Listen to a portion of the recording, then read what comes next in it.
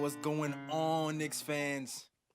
This is the Nick of Time show, bringing you that Knicks talk just in the nick of time. As you can tell right now, your man Edson Sean is not here, but he should be back soon. He needs to attend to some things, and we are recording this podcast a little late, 9:30 on a Sunday.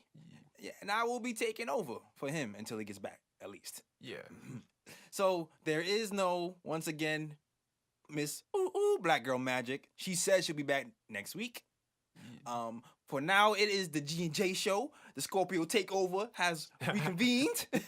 To my right is the man, the myth, the podcast legend himself, the guy with the stats and the facts. Ryan G in the building, and just to let y'all know, I'm running on no sleep up Saturday morning, all right? Zero, so I'm here like a trooper for the people.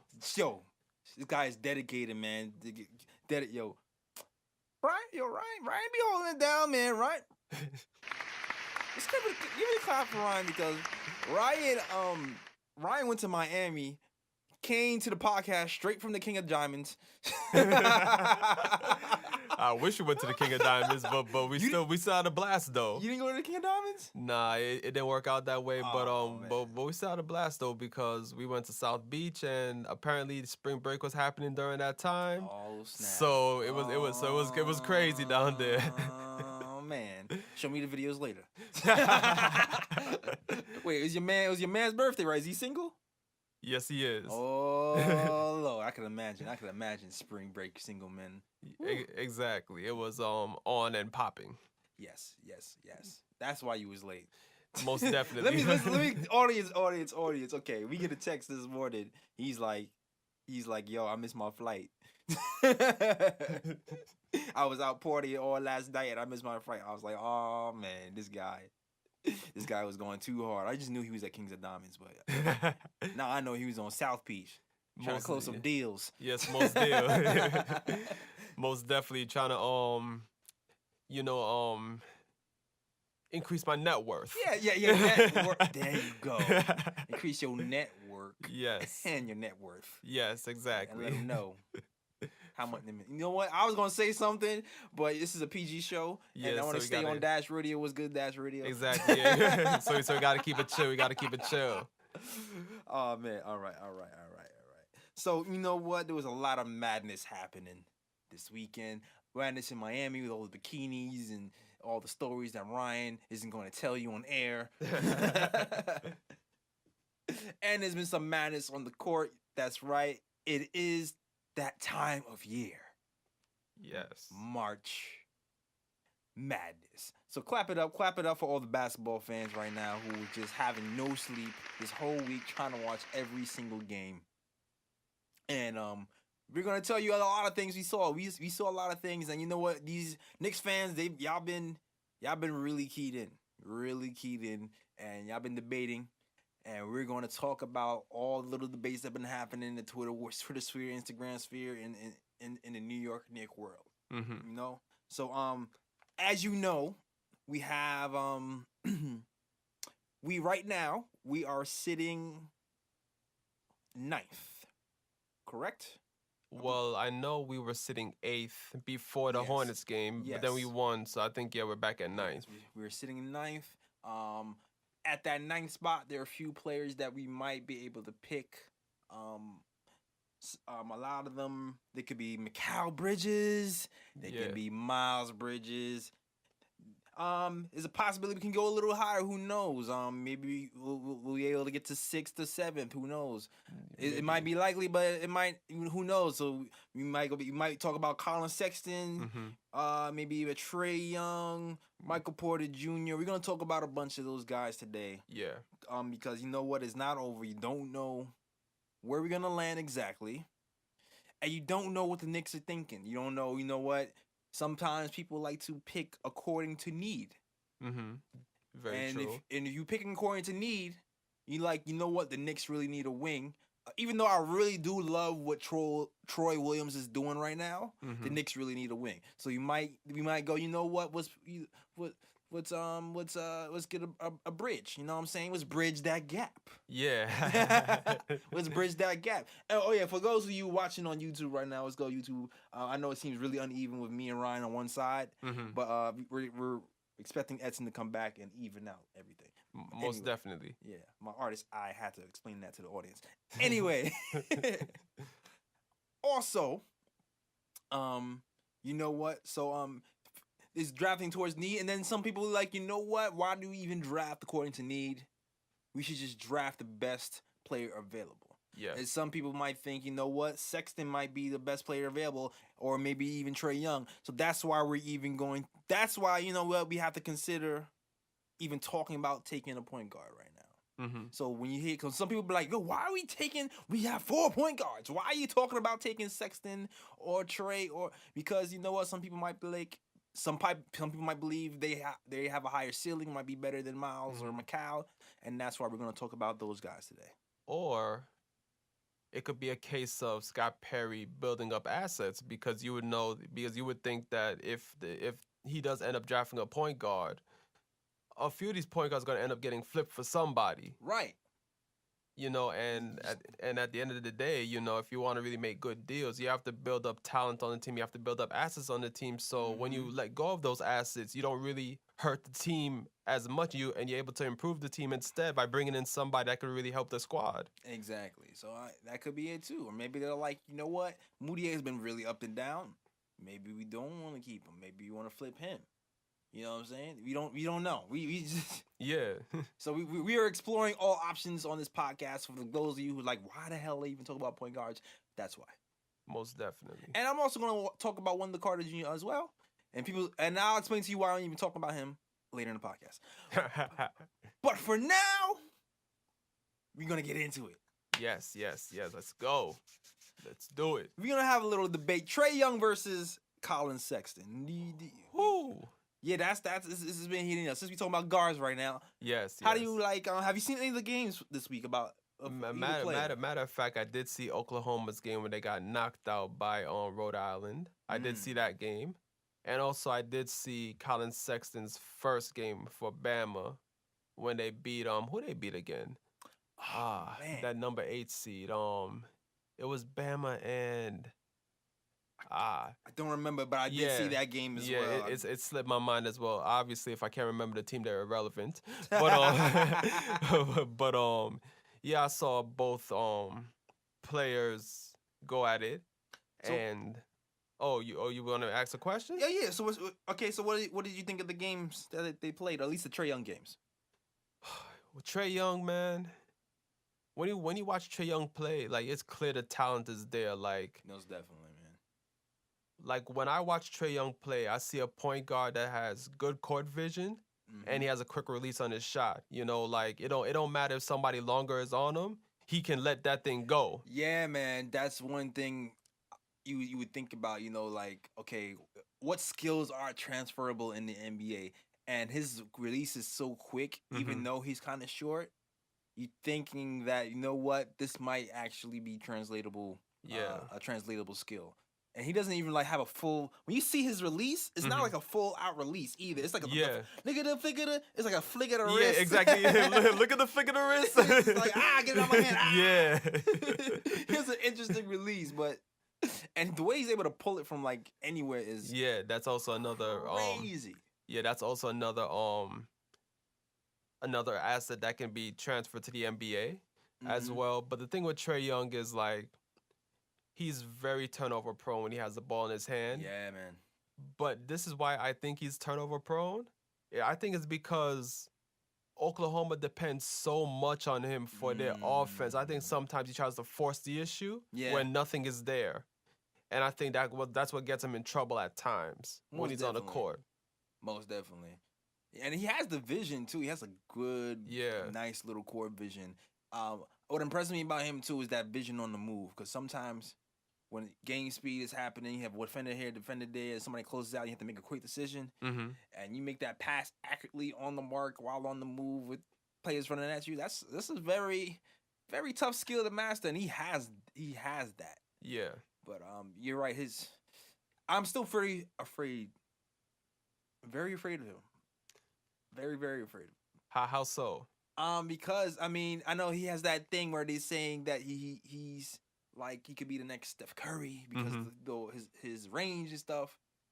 But he's so, what's the word? It's like wild. The passes sometimes it's a little wild and erratic. Erratic is a good word. Erratic. And defensively, yeah, he's terrible defensively though. He's terrible, bro. Yeah, he's terrible. Bro, yo, he's bad, man. His one-on-one defense is atrocious, and on top of that, his size and athleticism doesn't help him in making up for his lack of fundamentals in the first place. Exactly. So he has nothing really to lean on. He has to really lean on all reads. Kind of like yo, it's fun. Kind of like Willie Hernan going there. Oh man, why you gotta go at my boy Willie like that, yo? I don't know, straight shot. But yeah, Willie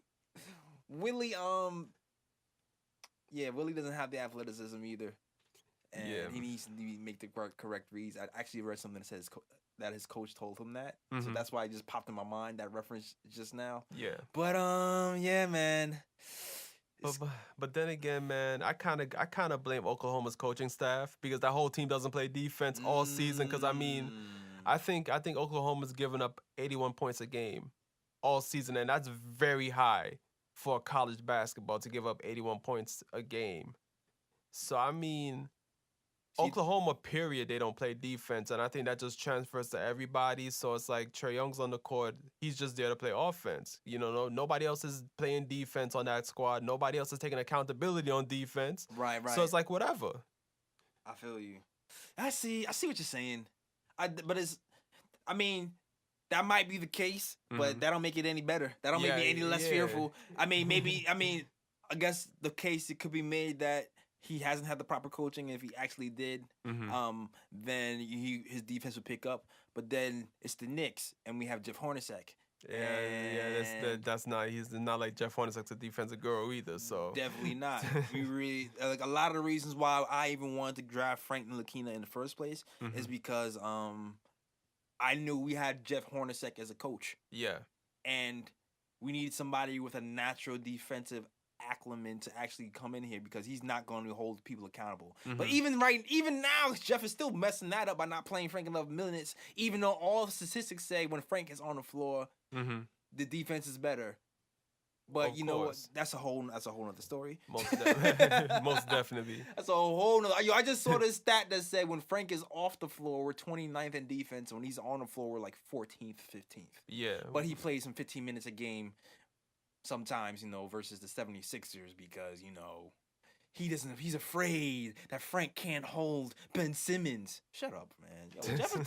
Jeff gets on my damn nerves with this dumb logic sometimes, man. Talking about afraid that he can't hold Ben Simmons. Well, how are you going to know unless you put him on him? Like, we got him for defense. That's what I'm saying. That's his best asset. But you don't want to play him? And my whole thing is that, look, he's a young player. We understand.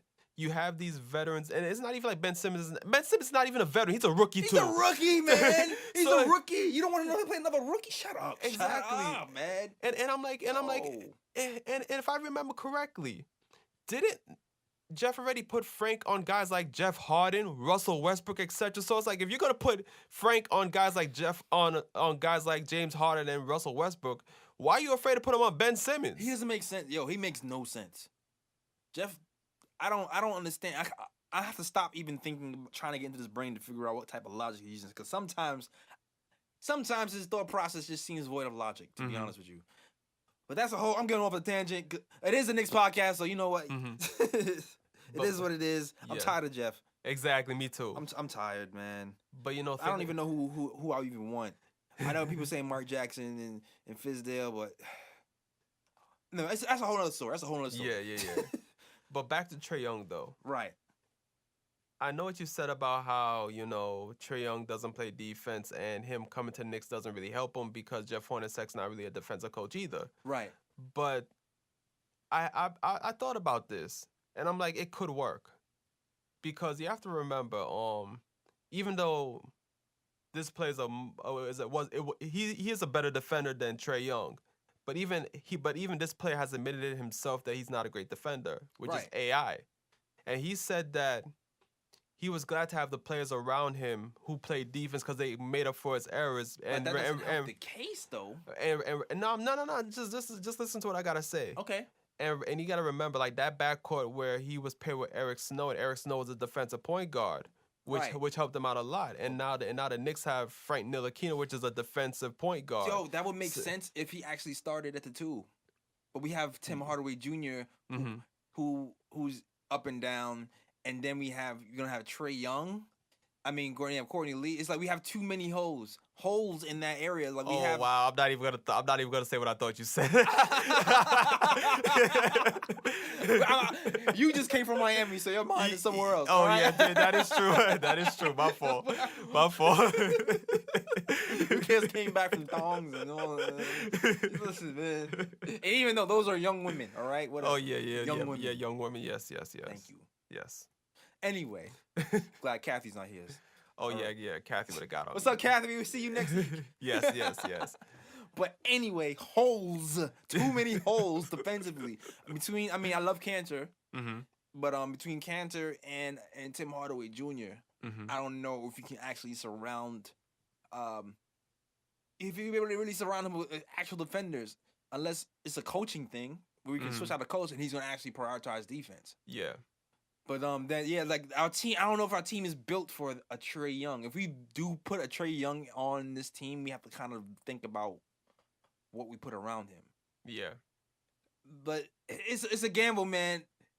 Nah, it really could be a transformative type of point guard, or he could be your flop. It can be like really, really good. That's what I'm thinking too. Yes, or really bad. Yeah, it could go one way or the other. It could go, you don't know, man. That scale is like MVP or draft bust. Draft bust. Like is his bottom Lou Williams? I don't know. Even though Lou Williams is not a bad player, but yeah, he is pretty good. But is his bottom worse than Lou? Yeah, I know Bleacher Report just put out something about all the reasons why Trae Young is a no. I didn't even read it. I just read the headline and chuckled. Yeah, and matter of fact, like I think Bleacher Report also put out a report saying that they spoke to like NBA executives, and they said that they wouldn't pick Trae in the lottery, and saying that he fell off. So it seems like Trae's draft stock has probably dropped, and he's not even in the lottery anymore, according to a few NBA executives. Like I wonder when that happened, because you know what, he was going on a tear in the beginning of the year. He has the highest scoring. Yeah, he basically has like the highest points per game, highest assists per game, like. Right, so that's something to be considered. Yeah. But then he fell off when the national spotlight was on him. But then he performed well in March Madness with the spotlight on him. So you start to think, okay, is it maybe he doesn't shrink. Maybe he can rise to the big occasion, even though he did flop in the overtime though. To be honest with you, yeah, and that's what I was getting to. He started off really nice, hitting damn near every shot, and then overtime he really disappeared that whole first.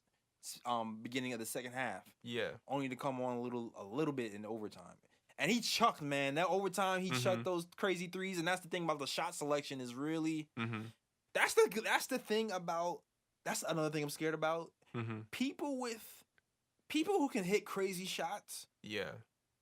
Sometimes tend to rely on them too much. And that can really crazily kill your momentum. Think about having Tim Hardaway Jr. and Trae Young both chucking up threes at the beginning of the shot clock, and you pulling your hair out. Yeah, that would piss me off. Both of them chucking threes and not playing defense at the same time. Yeah. Think about that, man. Think about that, Knicks fans. That could drive you crazy. It most definitely could, but I mean, hey, if Trae Young can turn into a Steph Curry 2.0, then it all works out. Then it all works out, yeah. we just need a Klay Thompson. Yeah, exactly. we just need and a Draymond Green. Yeah, a Draymond Green. I don't know, Isaiah Hicks. I don't know. No, I'm nah. Yeah. Even though Hicks had a good game, I'll get into that too. Mm-hmm. But all right, that brings me to my guy. Yes, that's my dude too. Yo, Colin. Yes. Yeah, Colin. Yeah, I heard you talk about Colin. Now, Colin is a little more NBA ready. It definitely seems like it. Well, first of all, he's bigger than Trae Young. I think he's about 6'3", 6'2", 6'3", about. Yeah. And also, what I see from Colin Sexton is that, of course, he's not a better scorer than Trae Young, and he's not a better shooter than Trae Young. But the thing about Sexton is that Sexton brings it. Like every possession, he brings it. He has that fire. He has that it, man. Yeah. When I watch him, it reminds me when I was watching De'Aaron Fox last year. Yep. And while I was really high on De'Aaron Fox, I had that same feeling of when I look at Colin, I'm like, ooh, I like this guy. Yeah. I like this guy. I don't know what it is about the skinny kids with the crazy hair. For real. Oh man. They just bring something. Yeah, and I was watching a clip of Villanova and Alabama. Mm-hmm. And not only is he like bringing it every possession, but like he's also smart with the ball too, because there was a play I remember in the Villanova game where Alabama ran a pick and roll, and Villanova, they locked up the pick and roll. Like they didn't give Sexton nowhere to drive. Mm-hmm. The big man showed and went right back to the Alabama man that was rolling to the basket. Yes. So Sexton had nowhere to go. So Sexton held the ball. Patience. He scouted, he scouted what was around him. Then he saw that the big man had position down low. So then afterwards, after the pick and roll, went away, he passed the ball to the big man down low, and the big man was able to score. Exactly, man. The poise of Sexton, he has that feel of a veteran point guard already. Yeah. And I can see that naturally transitioning into the NBA without a problem. And when you start to compare Sexton to Trae, and they both were kind of on teams where they're like the only guy who's doing anything. Yeah. You can see the poise of you just admire the poise of it, and you admire that even when things got tough, he never really shrank. I think that's what I like about him too. And with Trae, you kind of see some moments where he did shrink, and he wasn't effective. But Colin always seemed to find a way to be effective, even though they ended up losing ultimately. Yeah. But it wasn't because Colin was sucking, which is because Yeah, it's just because Villanova has too much talent. That's the thing. Yeah. But he did all he could. His 3-point shooting wasn't supposed to be good, but he actually developed a decent 3-point shooter. But what I realized about his shot though is I'm not sure. When I think about if we, let's say hypothetically, right? Hypothetically, we keep the pick, we trade another point guard like Moody or somebody. Yeah. And we're pairing him with Porzingis. Porzingis sometimes might, attract some attention and you'll have to hit that 3. If a double comes. Yeah. Colin Sexton doesn't seem to be the standstill shooting 3 type of guard. Nah, not right now. Yeah. No. Trae Young, yes. Colin, no. But the thing about Colin though is this is interesting. He can hit that 3 off the dribble and in your face too. Yeah. So I like that about he can create something out of nothing and do a one dribble pull up 3 in your face, one dribble pull up 15-footer and be pretty efficient with that. Yeah, and also what I like about Sexton is that he actually gets to the rim and he knows how to finish. Yes. Not only does he know how to finish, he draws a lot of fouls. Yeah. Like I think I seen some crazy stat where he's comparing all the fouls he's drawn to other players in the NBA and in their college level, and he was at the top of the list. I don't remember what was some random video I was watching when I was going down some rabbit hole. But I was like, he really knows how to draw fouls and use his body. Yeah. I really, really like Colin. I really, really, really do like Colin. Me too. And that's why if the Knicks do end up picking a point guard, I would rather it be Sexton over Trae Young at this point in time. Right, exactly. But it still is gonna be hard. It's like, damn, so we trading Moody? Yeah. I'm guessing because I still like Frank's defensive acumen. Trae Young, I know last week I said maybe we would trade not Trae Young, Trey Burke. To be honest with you, I'm flip-flopping a little bit. because I'm still trying to figure out what the hell we would do with this team, what the makeup of this team, or what I would do. Trae Young, I don't know, man. He's the best point guard on our team, man. Not Trae Young, Trae Burke. I was about to say like, huh? Trae Burke. I'm sorry, all the trades is messing me up. Yeah, too many trades. Too many trades. That's another reason why Trae Young couldn't be on here. Cause oh my god, you got Trae Young, Trae Burke. Trae, huh? What? Gotta call them by their last name. Word, man. Yeah, I have to fight. Word. Fight for you first. Yep. But yeah, Trae Burke, man. I keep saying this. If Trae was 6'5", I think Jeff would start him, no question, because he's outplaying everybody. Yeah. And he still hasn't even considered him being the starting point guard. It has to be his height.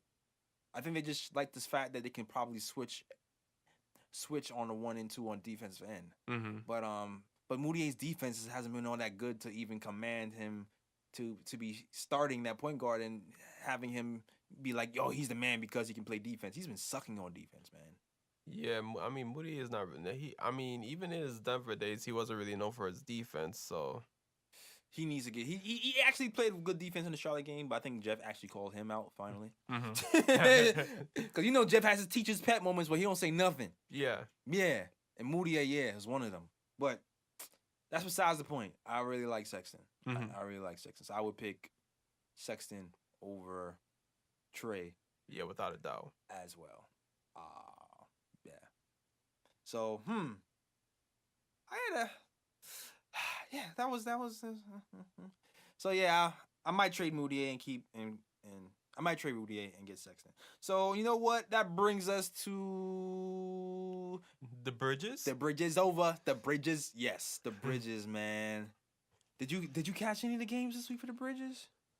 I caught a glimpse of Villanova and Alabama. I haven't been able to catch the Michigan State games, but I think I understand both players' style of play for the most part. Yeah. So I can make a comparison regardless. Okay. Yeah. So if I had to, well, I just want to put this out there first. To me, Mikal Bridges and Miles Bridges, they're close to me. Yeah, man. It's like one doesn't have a big lead over the other. Nah, they don't. But if I had to lean somewhere right now, I'm like barely leaning towards Mikal Bridges. Barely leaning, though. I don't even, man. I can't blame you. I can't blame you. I can't blame you, man. Because go ahead. To me, Miles Bridges, he's a more explosive player. Yes. He's the type of player where it's like if he develops correctly, he is going to be an absolute problem in the NBA. Man. Terror. Yes. He can be a terror for real. Yeah, but the only reason I'm slightly leaning in Mikal Bridges' direction right now is just the fact that I think Mikal Bridges has more of an overall around game. Yeah. You talking about the offense-defense game? Yeah, he'll give you that offense and he'll give you that defense. Miles Bridges, he's not bad on defense, but it's like I wouldn't say he's a better defender than Mikal Bridges. I think Mikal Bridges puts a bit more effort on the defensive end than Miles Bridges. But at the end of the day, man, it's like, if they draft either one, I'm not complaining. Yeah, I'm not complaining. I'm not gonna complain either, man. Like, listen, some of these numbers, bro. So I missed the first Mikal game. He had a game where he had like 13 points, 6 rebounds, a block, and a steal. Mm-hmm. Solid. Yeah, nothing crazy, but a block and a steal, 13.6 rebounds is like pretty much what he said, an all-around game. Yeah. Granted, I don't think his shooting was that good that game. I think he was like 4 for like 9 or 10 or something like that. But he made it for the next game though. Yeah. The next game. Yeah, the next game he went all the way off. He forgot. The next game is what was like when I went, okay, because the knock on Mikal was supposed to be his 3-point shooting. Mm-hmm. And I don't know, I think his ears was to the streets or something, because he definitely worked on the 3-point shot, because that game he went off. Yep. And hit like 4 or 5 threes or something like that. Mm-hmm. Something crazy. Yeah, it was 5 threes. 5 threes. 5 threes. And not only that, like he said, he has like Ryan said, it's an all-around game. I think that Villanova program in general. Yeah, Villanova, yeah. They teach people how to play defense individually and within the team concept. So he can end up with a 25-point game and get you 2 blocks because he has that defensive pedigree with him. And you know what? And he has that 7'2" wingspan. And that makes it a bit more tempting. Yeah. Is it 7'2" or is it 7 feet? I think it's 7-foot wingspan. 7-foot wingspan. Yeah. That makes it yes, exactly. So you start to think like, people will call him Kawhi Leonard-ish. Yeah. And then you got to think about it too on the defensive end. You put him next to like Frank Ntilikina and KP, two guys who are extremely long themselves. Yeah, man. Then you start to look. We'll finally be able to compete with those long teams that have been giving us problems for so many years. Yup. So you're like, damn, maybe that could be a nice little find, and he fits within that concept, like within that team defensively. The only knock you can kind of think of is the ability for him to create his own shot. Mm-hmm. Right? Yeah. Because when you're literally thinking about it, if you're drafting McCall, we are really leaning on Tim Hardaway Jr. or Moutier to be a shot creator. Really, you know what? Actually, really, the answer to that is really on our bench, but Jeff realizes it or not, because we have a shot creator in Trey Burke who can kind of give you something more consistently. Mm-hmm. But I don't know if the Knicks are really thinking that way. They're thinking the future backcourt is going to be Frank Ntilikina and Moutier. So we will have to hope that Moutier is able to actually consistently create shots for people and himself. Yeah. Because Miles, the points he scores are predicated on ball movement and swings and him attacking closeouts and switches and things of that nature. Miles, on the other hand, he can create his own shot a little bit more. Yeah. And that's the knock. And that's the edge that Miles has, even though he doesn't have that defensive acumen. Yeah, but the thing with Miles is that because of his athleticism, if he could actually put that effort in on the defense all the time, he's a problem, man. Yeah, he would be a better defender than McCall just because of his athleticism. And that's what makes you think like, man, I really want a defensive coach on this squad, man, because he can have it all, man. And when I saw him play, I don't know which game it was, but I saw that perimeter defense in this game in particular, right? The desire was there. Mm-hmm. It wasn't like a Trae Young who they say he just gives up. The desire was there. It just seemed like his technique wasn't there, and the guy ended up blowing by him. Yeah. But it's like, get the angles, get your correct angles right, and learn how to force people into certain helps. Then maybe you can tweak certain things. Yeah, exactly. So, and he has that flair, man. He has the ability to kind of just take over the game with his energy. Yup. But I like both of them, man. Yeah, I flip-flopped 3 times within a month. I can't. This week I was leaning towards Miles this week, yo. Mm-hmm. Because that game I saw was just like, yo, bro. Even after the McCall game, I was like, man. McCall was hitting 3-pointers from the logos. I was like, yo, he had range like that, man. Yeah. I didn't know that was in you, bro. Like, what? Word. I didn't know he had that. I didn't know. But then McCall, he had this. I mean, Miles, he had this thing where he has his shoulders. Mm-hmm. He can get into you. He has a knack for getting these little offensive rebounds. He kind of bully ball you. He's kind of strong. He can kind of defend power forwards already. Mm-hmm. But also, you know what? I read the knack on him was he's not good at pick and roll defense. Oh, Miles Bridges? Yeah, and that scares me. Because you know what? I haven't really seen him in pick and roll situations heavy. Mm-hmm. In the games I've seen. So, but I think it was Draft Express said that or something like that. So I was like, that kind of scares me. Coaching staff, man, Jesus Christ. So now I'm thinking about it out loud. I'm like, damn, maybe I would go McCall because that scares me. But then that ceiling for Miles, man. Oh, that ceiling. Yeah, I know.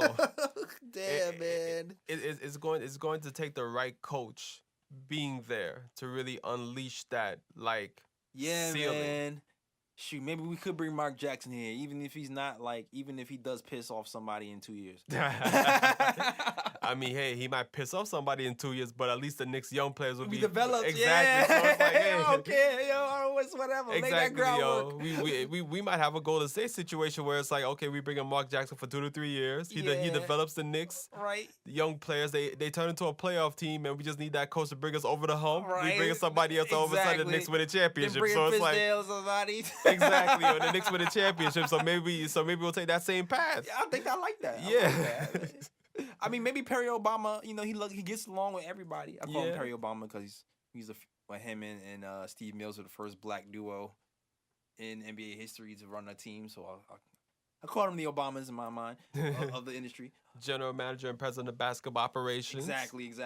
I was like, maybe Perry Obama, he has the tendency to get along with everybody. So maybe he could tame the wild beast of Mark Jackson. You know what I'm saying? Because Mark Jackson, we talk about how Mark Jackson, something happened in Golden State because no one gets fired after having a winning record. Yeah. Coaches get fired all the time for losing. But if coaches get fired for winning, something might be up. Most definitely. So, damn. I think I have a whole new strategy right now. Hire Mark Jackson. Within 3 years, he'll overstay his welcome. Yeah, exactly. And then bring in another coach that will revamp the offense. Yeah, exactly. Yeah, the Knicks will be champions. Exactly. Champions 3-4 years. You heard that, Perry? Yes. Make it happen. Make it happen. Call us. We got the strategy for you all lined up there, that boy. Yup.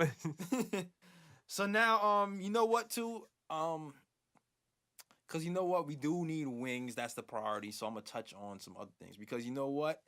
There is a possibility we can end up with a wing somehow. Because with all these players, I think there's probably like 3 or 4 wings that might be top 10 that could fall to us. Because all the draft boards I've seen so far, I haven't even seen Miles in the top 10. Yeah, he's like 11 or so. Right. So we might be able to still get a wing. Or you know what, too? You can also people start thinking, you know what? Michael Porter Jr., right?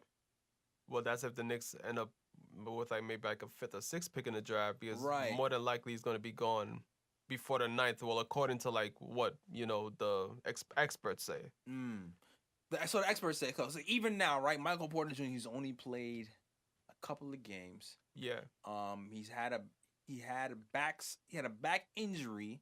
He hasn't played for most of the season, and he played recently, and he looked out of shape.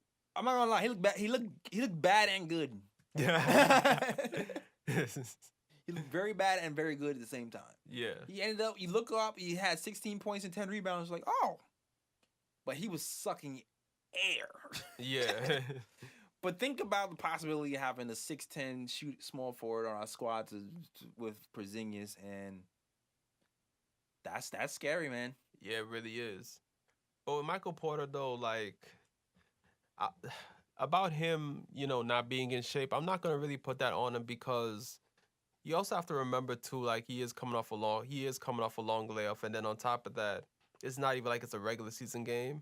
It's in the tournament. Yeah. So it's that's the intensity is even higher than a regular season game. Yo, no, I'm not holding him. I'm not saying it's his fault. I'm just saying, you know what? I'm wondering, does this back injury deter people from picking him as high as people might say he should be picked? You know what I'm saying? Yeah. Is that going to, will that deter?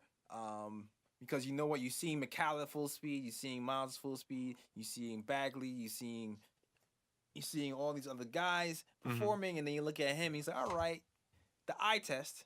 Yeah. I don't know, but then maybe you just remember what he did before, ignore all that, and he still ends up being top 3, top 5. I mean, with the back injuries, if he's available, would you pick him up? Most definitely, I would. Now, would you pick him up over on Miles or McCall? Is the other question. Because that's when things get tricky. Yeah, it's tough, because talent-wise, you would say that Michael Porter Jr. is the more talented player. Yeah.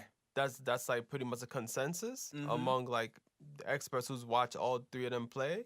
But then at the same time, you're like, okay, Mikal Bridges is healthy, Miles Bridges is healthy, Michael Porter Jr. You don't know how that back might affect him in the future. Right. So that's where it gets tricky, and you're like, should I go with Michael Porter Jr., who's the overall more talented player, or should I be like, you know what, that back injury kind of scares me. Maybe I should go with Miles Bridges or Mikal Bridges instead, where I know like these guys are healthy and they don't really have any injury problems. Exactly.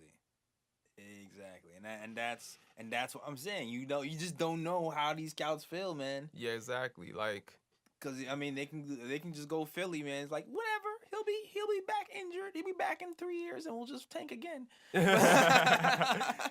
Because I mean, you don't want a Portland situation where it's like you have Greg Oden and Kevin Durant to the draft, right? And you go with Greg Oden because Greg Oden is a beast, in the paint, but he had those back issues, and then look what happened. Yeah, you're right about that, man. Ends up being a bust, and it's like, and then you see Kevin Durant pick afterwards, and then look where Kevin Durant is right now. Yeah, man.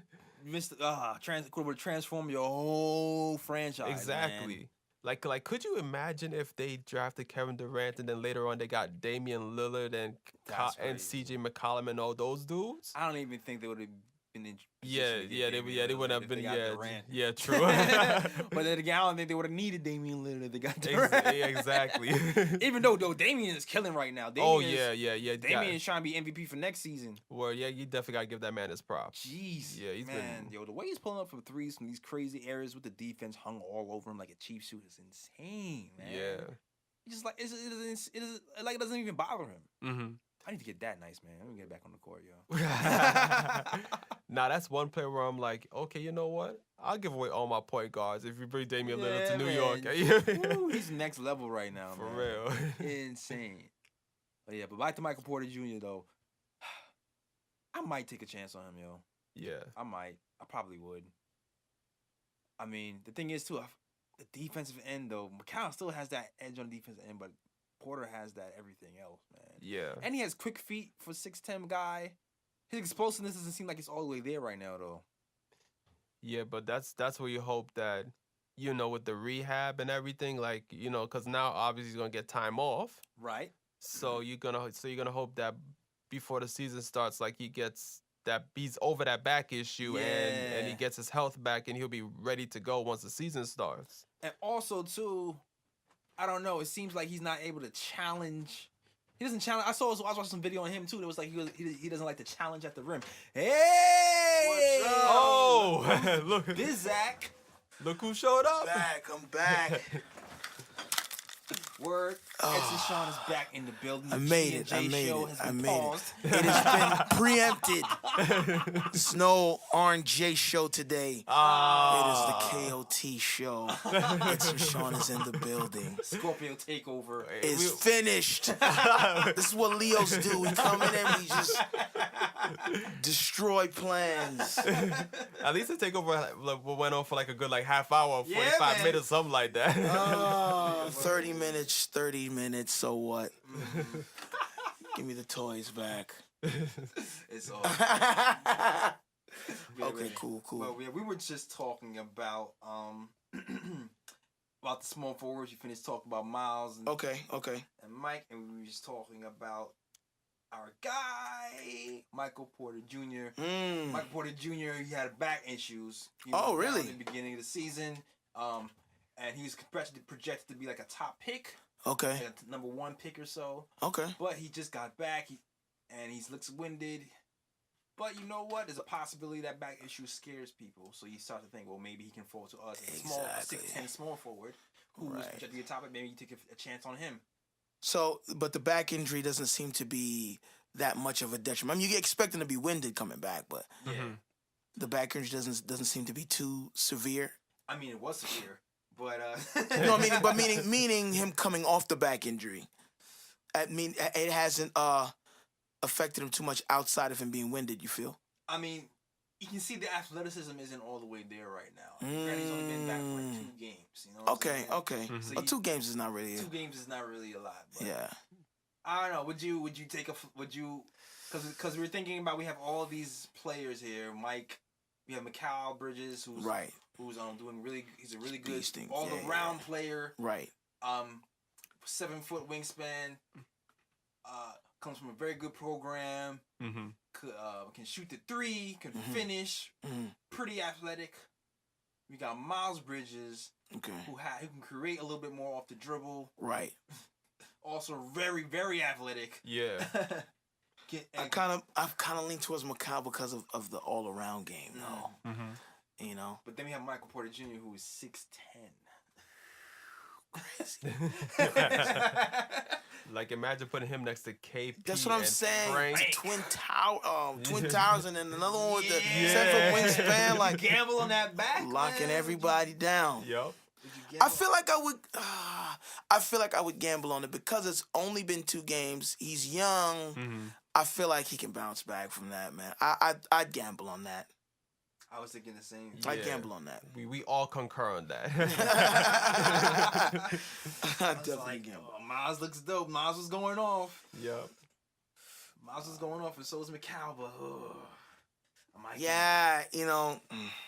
And then again, it all depends on what's gonna be available when we pick. But I would gamble on that, man. Yeah, man. Miles went off. Oh my God. Miles went off for 29 points, 9 rebounds, 4 assists. Yeah. Damn. And the assists was Miles. You know what? Too, the assist of Miles. He has a nice little passing game too, man. Mm-hmm. That's why we was having a discussion too. Miles over. Oh, that's what I'm saying. Miles So Macau was like, yo, Miles. yeah, okay. has So Miles. potential to be Okay, higher. so here's the thing. Miles' passing game he definitely has a good passing game. Definitely a feel more athletic, I'd say. Handle is crazy, but I kind of would lean towards the all around player though. You know, because if we need, if either somebody goes down or we need somebody to switch roles, I need somebody who can do that easily. You know, Right. It's a coaching thing. That's what I was saying. That's not really what I was saying. I wish our coach was more reliable. Yeah. Yeah, if you could develop, hey, you know what? Fix this on defense. You know, grow. right? Yeah. Right. You know what? Right. Maybe we should draft him, send him to Atlanta, and then bring him back later. Right. Yeah. You know what? Right. Get us a nice Timmy situation There going. you go. All right, so Word. I guess we could talk about Kevin Knox a little bit. I know Kevin Knox was kind of low on the draft board. Mm-hmm. What are Kevin's numbers like? Well, he's more of like a solid guy. He's okay. He's pretty good at one-on-one defense. According to some videos seen, one-on-one defense. He's a bit of a ball watcher though, so like help defense playing off the ball, not so good. On ball defense. He's a ball watcher. Okay. Yeah, on ball, a la Tim Hardaway Jr., a la Michael Beasley, a la everybody. Right. Not named Frank and Right. Dotson. Oh, man. But really quick feet, really light. He can shoot pretty well. Okay 3-point shooter, but pretty good at 15 footers. Okay. But his handle is very sus. He's really predictable. Like I don't really see him being able to create on his own anytime soon. Okay. He kind of has like one move, drive right hard, drive left hard. That's kind of like Lance Thomas. Oh man! I couldn't find that button. I couldn't see Listen, it from look, here. even upside down, bro. You listen, I I was trying to look at the paper here, like, well, I guess I'm not gonna hit that button. Oh man. Well, I mean, if this guy's going to be the next Lance Thomas, I'm definitely not drafting his ass. He can catch up on the shots, you know. He can catch up on the shots. Yeah, and I don't know if we need another Lance Thomas, man. Like that is I'm not not a good even saying he's the comparison. next Lance Thomas person. Man, is it the Lance Thomas? That's an interesting. But last game though, he had a he's good only game. played one season so far with them. He's a freshman, right? Or is he a sophomore? I'm not sure what he is, but 'Cause he had a good game. He I'm had like showing- a 25 his last game, right? Yeah, against Buffalo. He had because one game he was kind of like mediocre, Right. and then he comes out, he has a 25.6 rebound game, And he's coming out the draft already. and he was leading his team, and I was like, okay. Huh. And then I was All right, well, I mean, because, okay, career, I mean, points per game is 15.6 point per game. Rebounds, 5.3. Assists, 1.5. Right, good rebound. I mean, solid numbers. Field goal Solid. percentage is 44%. Solid. 34% from three. Not horrible. 30% average, just like NBA. Yeah, averages. that's what I'm saying. Like, not horrible. And matter of fact, he's a freshman. That's what I'm saying. So, and he's coming out already? Yup. Yeah. Ooh. Look at that. Gone are the days when they're like, oh, you need to go 4 years. And, Oh, what? Yeah, man, right. Matter of fact, I pulled up his high school stats right quick.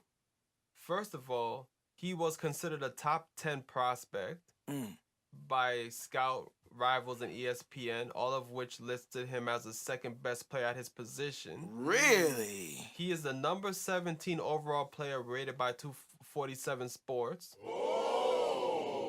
The 2017 Mr. Florida winner. Really? Florida? Was he like rocking like Was some this like trunks? a pageant or something? Yeah. I don't know. That's what it sounds like. Did he have like a talent? Like played a ukulele or something? Yeah, what the hell? But he averaged 28.5 points and 11.3 rebounds as a senior in high school. 11.3 wow. That's one of them joints when you just bigger than everybody else. Right. Yeah. No, pretty because much. you know what happens like in high. It's like at every tier. You're like at the top of wherever you are. So when you're at the top of high school, okay, you're better and bigger than everybody else. You can grab 11 boards. Then you get to college, things bounce out low. Then you weed yourself out and you're at the top of your game in college. Then you get to the league and then everybody's nice. So it's like, okay. Exactly. It's like when I was in arts, when I was like the artist in my class. It's Right. Like, oh, that's the class artist. Right. In art school, everybody's a class artist. That's what I'm saying. That's what I mean. That's what I mean. And here's another interesting fact. He kind of fell off his senior year because when he was a junior, he averaged 30.1 points a game, 11.2 rebounds a game, and 2.4 assists per game. Damn.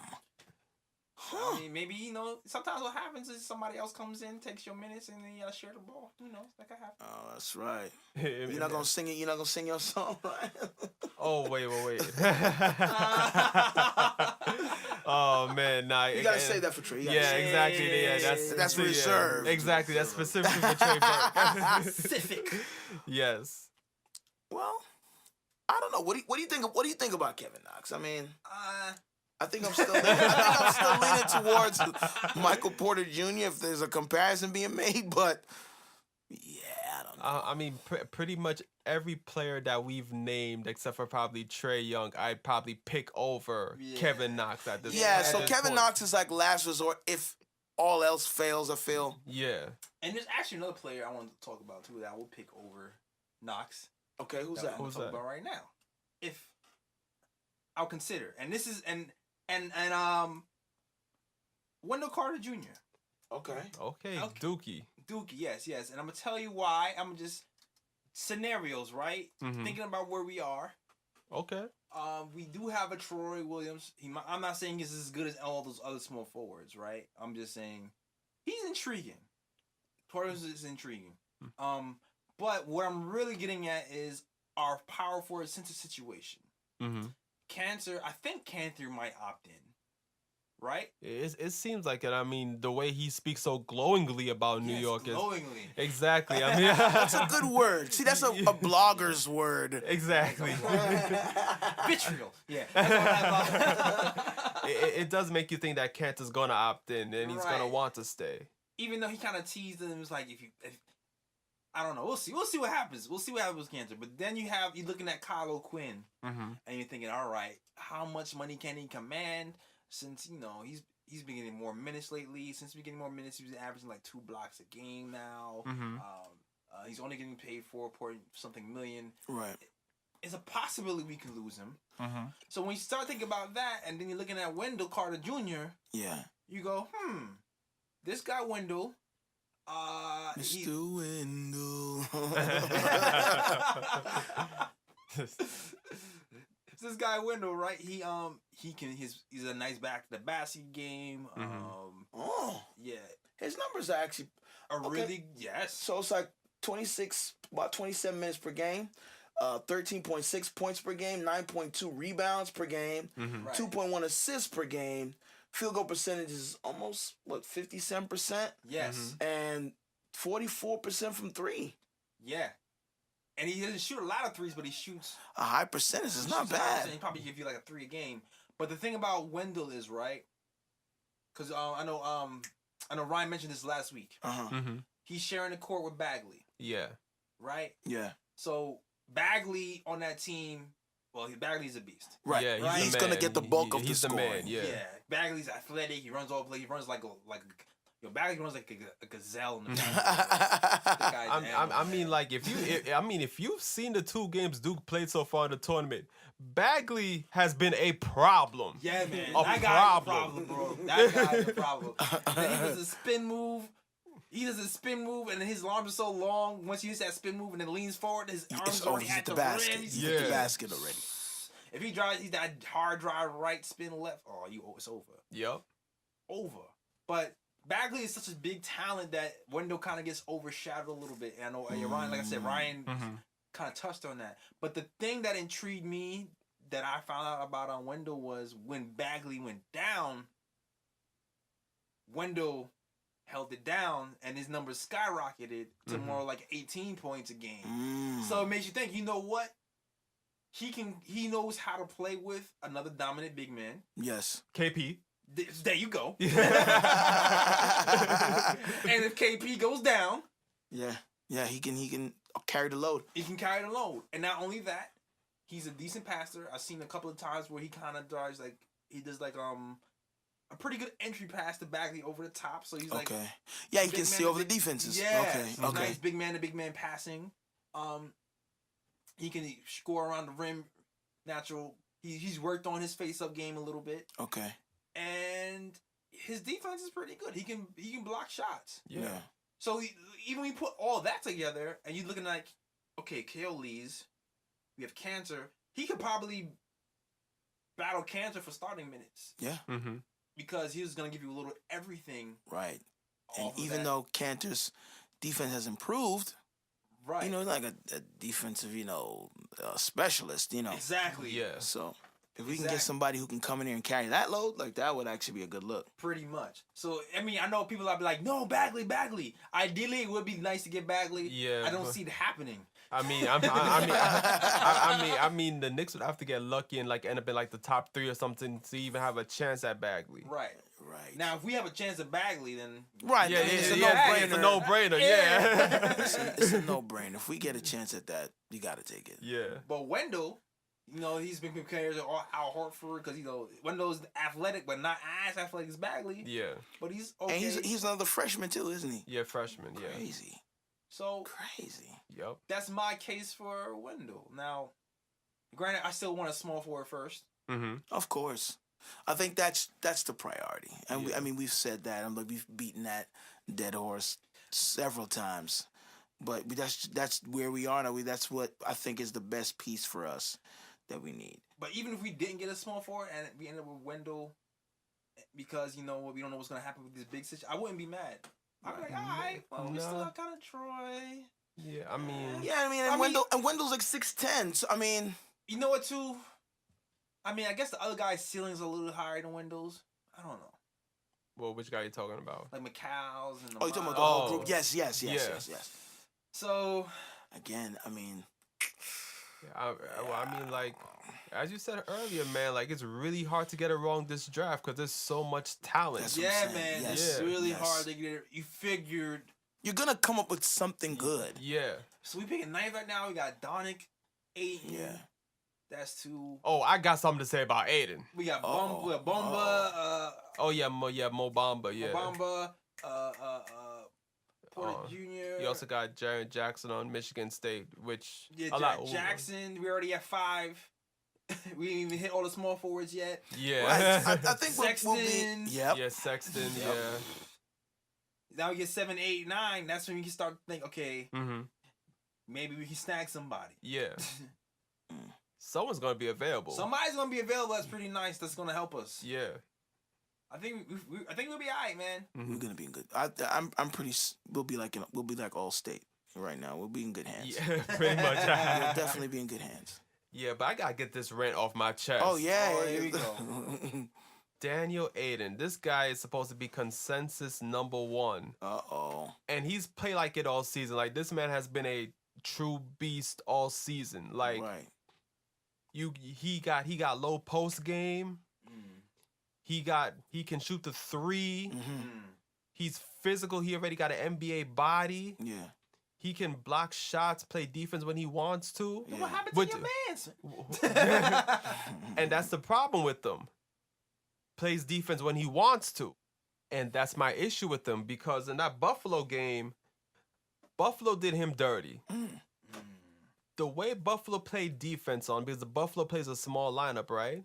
And so they spaced the Florida, and they forced this man to have to guard the perimeter. Oh, boy. And he looked terrible guarding the perimeter. And with a plethora of big men in the NBA nowadays that can stretch. Yeah, man. That can stretch the floor. Yeah. It's not looking too great. I found a chink in his armor. Exactly, from what I saw in that game. And then when he had the ball down low, like Buffalo's defense swarmed him so badly. He couldn't do anything. Like, as soon as he got the ball, he had to give it up immediately. Wow. Oh, man. They made him look really ordinary. And right now, based off that alone, if I had the number 1 pick, I probably would not pick him. Ooh. Yeah, because the thing is this, too. You want somebody who can adjust to the defenses, because that's what's going to happen if, let's say he comes in, has a stellar first year, he's the man on the team. All the teams are going to be defensing for him. Like, I don't know. They definitely prepared for that game.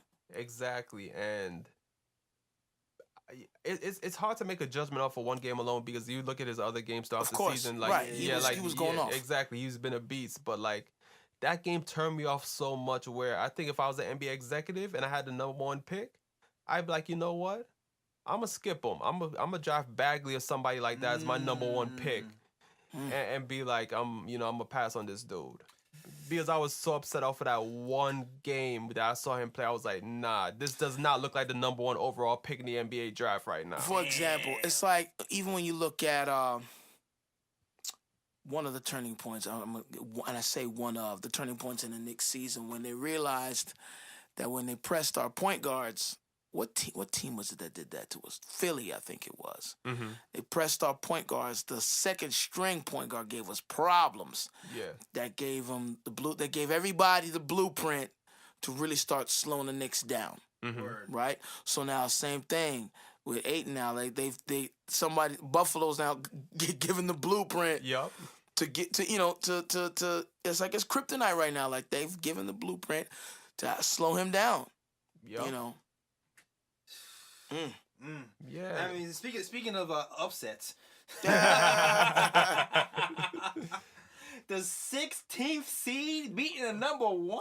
Yeah. Oh yeah. I came home and my mom was like, "Yo, guess who lost?" I was like, "What? How does that happen?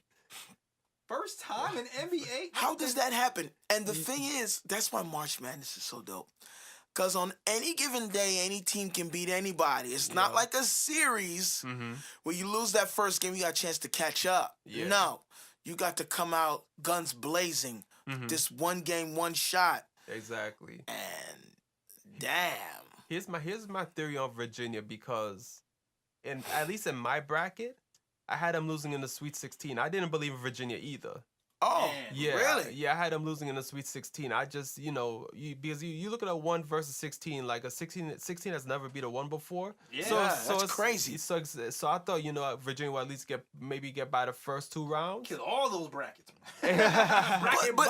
But and they didn't even just lose, like, they lost. Yeah. Points, man. And this is why I didn't believe in Virginia. Even though Virginia had the best defense in the nation, they only held teams to, I think, about 53 points a game, and no team scored over 70 on them all season until that number 16 team dropped 74 on them. Crazy. But the thing with Virginia is that even though they're great defensively, they're not really a fluid offensive team to me. Like, at times they'll struggle a bit on offense. Yeah. And I feel like if you're going to do well in the tournament, you have to have a well-oiled offense, like an offense that could just get buckets. Okay. But then, number 1 seed, though, bro. Like, they were, whatever they were doing got them to the number 1 seed. Their defense, right? Stop doing Yeah. the 16 University of Maryland, Baltimore County, bro. Yeah. Whose man's is this? Like, Whose man is this? how? Who is that? Virginia's number one. Yo, you I know did this think- stuff. You know all this shit. Yo. Oh my god. Who had the secret sauce? Because I don't You understand. know their merch sales went all the way up. up, Oh my and Virginia's god. all the way down. Oh my god. Yo, you bet on they- that game, you made a ton of money. If you It- bet on that game, I you guarantee you, Maryland, yo. I guarantee you, anyone that is attending UMBC right now, Mm-hmm. chest out. all the way out, Peacock King. walking down the street. Yeah, we be number one. Yep. Oh, you don't know who we are? You know who we are now, bro. Right, exactly. What school you go to? Oh, I go to University of Maryland, Baltimore County. Exactly. And then you know they're all from that DMV area too, so it's like bragging rights Oh, almost. yo, bro. Oh man, family members are hearing about you. What happened to your team, son? Yeah. We happened.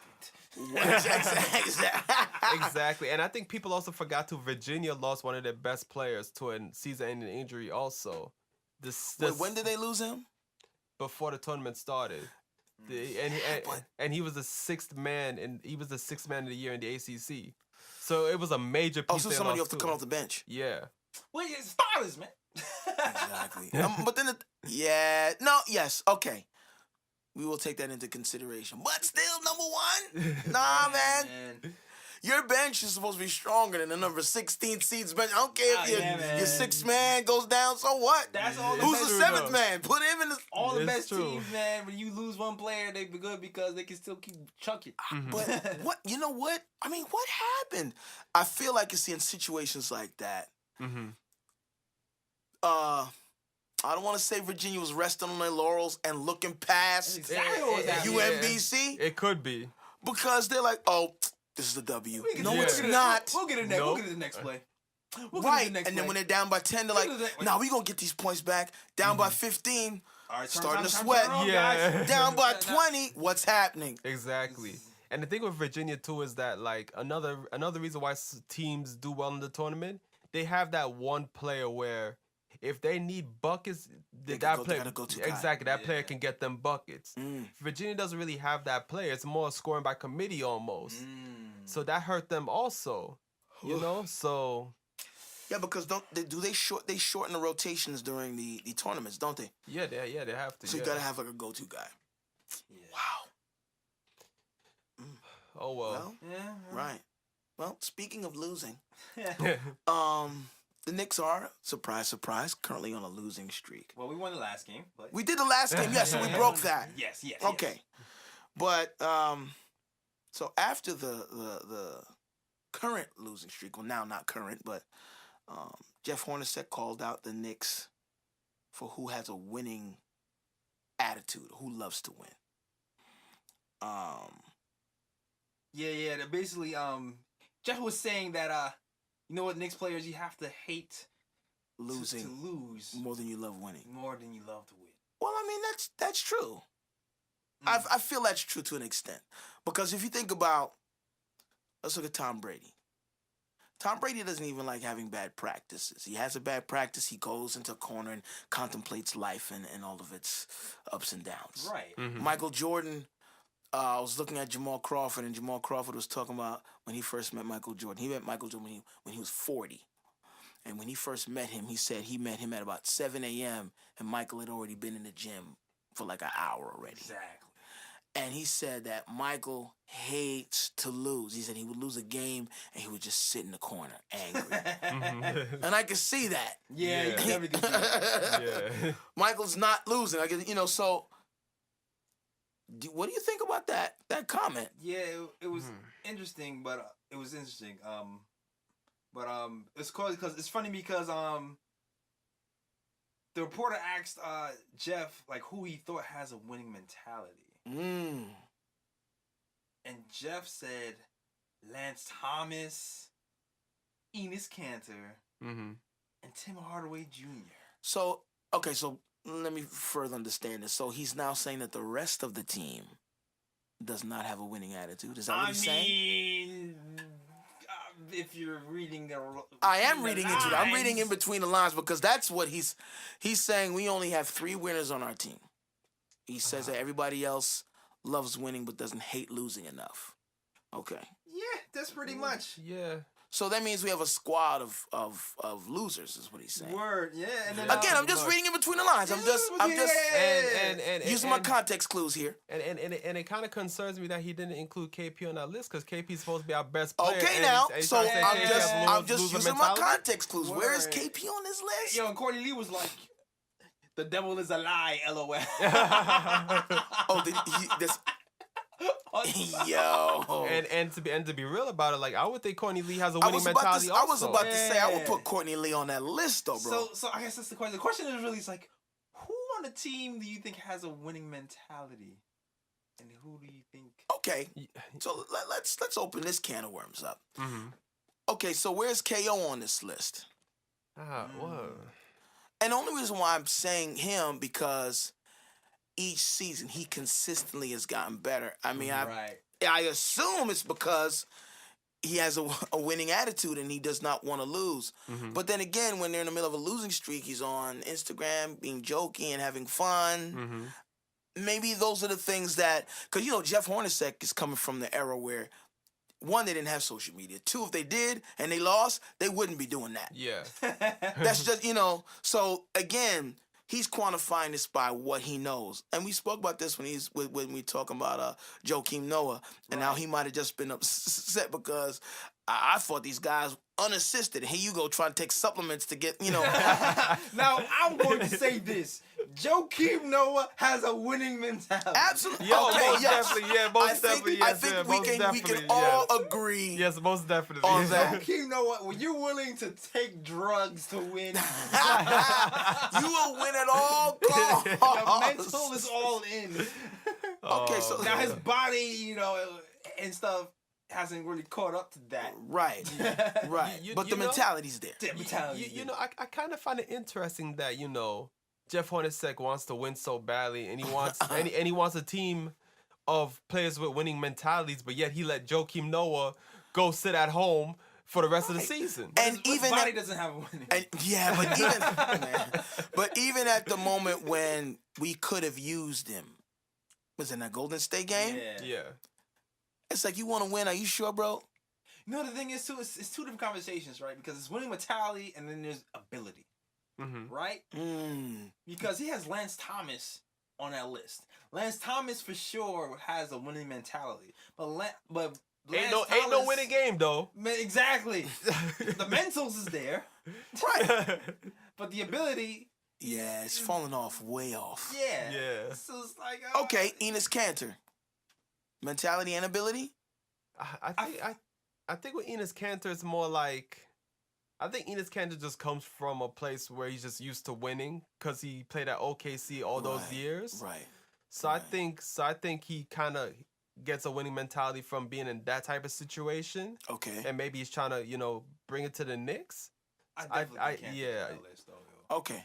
I feel like his ability too, because even when I talk about his defensive efficiencies, I feel like he's trying. He on is defense. He lost weight so he can move better. He still doesn't have like the. I think it's the defensive fundamentals. He doesn't quite have. And the athleticism too, yo. Like yes. I don't think he has like that. I can jump out the building or even his recovery speed is not where it should be. But again, he always ends up fouling people with the body when he tries to rotate fast. But at least his effort is there. And like you said, he's doing the things to be better. Right. Mm-hmm. Losing weight. I definitely think Enes belongs on that list because, and especially offensively, he's like, and his intensity. Yeah. And anybody that rebounds the ball that well wants to win. He wants it. Yeah, he's going. You have to want to win to rebound the ball that well. Now you know what? When he said Tim Hardaway Jr., I paused. Okay, I'm gonna wait to hear what you say first, and then why'd you pause? I paused because I'm on the fence with him because I can see why he would save Tim Hardaway Jr. Yes. But at the same time, Tim Hardaway Jr. goes through these lapses, which makes me think he doesn't. Okay. On the defensive end. Okay. And the defensive end in particular, because when shot selection is one thing. I'm trying to win, and I'm just gonna go in. Yeah, but you gotta be smart about it. Smart, I guess. But to me, when you don't put forth effort, that goes against the winning mentality. Okay. So let's talk about Timmy. Oh yeah, go ahead, Ryan. No, he brought that up, and I have a question for you now, because you're talking about Timmy, and how sometimes on defense he doesn't show the effort much. Yes. And that kind of shows that he doesn't have a winning mentality. Now I have a question for you, because Melo, when he was here, he also at times played lackadaisical on defense, but to me, I wouldn't say that Melo did not have a winning mentality. You know what I mean? And that's when you get the pause. Because it's a little hairy there because... That's when you get the pause. It's a little hairy there because how do you expect to win? Okay, and you have to look at the dynamics of your team, right? Melo knew the dynamic of his team. Yeah. And in order for us to win, we rested on his shoulders a lot offensively. Yeah. But you know that your team is not the strongest offensively, not the most athletic, not the fastest. You got to do whatever it takes at this point. And you're lackadaisical on defense? I don't know, man. Sometimes I would question Melo's winning mentality. We did on his own show. I remember I was looking at a clip a while ago when I was talking about Sasha Vujacic and Melo, and I was like, I would like to have Sasha Vujicic's heart with Melo's skill. Yes. It's true. Because you would see Vujacic, God bless his heart, Vujacic. Like, he tried so hard. He tried. He got an E for effort. He tried. He was Sasha gets an E for effort. He was killing the preseason. He was Kobe Bryant preseason. He would get into the game. White Mamba. Yeah, exactly. He would get into the game, and the Mamba mentality would not last past preseason. And all those shots he was hitting was missing. Right. And he would try to fight over the screens and play defense. He's trying. Place, and he would give the effort, but then the shots wasn't falling. And it's like, even with all the weight that Melo lost, like, yo, this is not, now play some defense, bro. You know, but getting back to Timmy, I have moments when I question his winning mentality. Like you said, I understand why Jeff said it, because he hates losing, and you can visibly see that. That's the other part. He's like, he hates losing, but he also repeats the same silly mistakes that causes him to be in his position. Like, he'll make a silly shot selection and then be upset about it. Bro, you did that 2 games ago. Why are you still doing it? If you know, and again, maybe it's how do I want to say, lack of concentration at some point.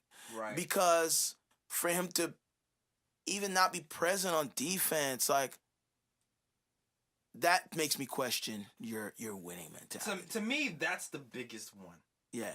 To me, that's the biggest one.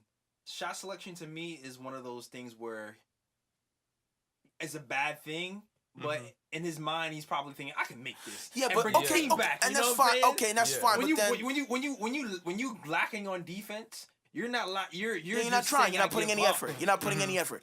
Okay, but then I'm trying to see, like, blind effort on offense. I don't know if that necessarily means winning. It's like you're now in your own head. You're not letting the game come to you. So I don't know, man. I'm pausing, and for some of the same reasons, but some different ones. I'm like, I feel like, for example, like the game that we could have won, and I'll never forget. This is going up there with, like, the Patrick Ewing air ball for some reason.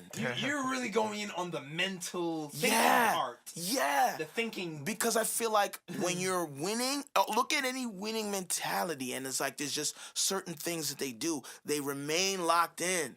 Right. When you allow yourself to get in your own head and I'm going to make this and I'm going to bring the team back. Whoa, let's do this together. Like that, when he caught that rebound and could have ran the clock out, we would have won in regulation, and he just turned around and shot the ball. That's mental. That's a mental lapse. Right. You're winning the game, and I don't know if it's for ego or, I won the game for us. Bro, we're winning. Hold the ball. Let them foul us. You know. Yeah, and even KO, the last game, actually KO got into Tim Hardaway Jr. because I think Tim caused a turnover, made a mistake, and he was like hanging his head. Pick your head up, bro. And KO was like, bro, what are you doing, man? He like got into him. And this is what I mean. So that's where I'm like, he has heart, but it's like the winning mentality. Like, for example, Kobe Bryant says mental toughness is not getting too high or too low about anything. Oh, yeah. You know what I'm saying? So, and again, that's a winning mentality.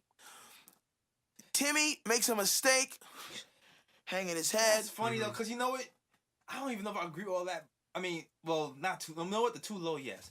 You know what? Kevin Garnett, I hated Kevin Garnett, but but he had that nasty feel for him, man, where he charged himself up by being angry, and he used it. Yeah. He used the trash talking and like the picking up to fuel him, and he played better because of it. Yeah. So let's look. Even with Kevin Garnett, when he's talking about getting too high or too low, it's not when you get a win, you're like celebrating. You know, only to let your guard down. That's what I'm saying. But Kevin Garnett would use it to fuel him and get focused. Yeah. So it's a difference, you know. Timmy doesn't use it to get focused. Timmy uses it to like beat himself up. Yeah. Right. Not a winning mentality. You know. But I get again. I see where Jeff's coming from when he said Timmy. I do see why. He hates to lose. Yes, he hates losing. And there's people who I think he's tired. I think he piggybacking over that hate to lose comment. Mm-hmm.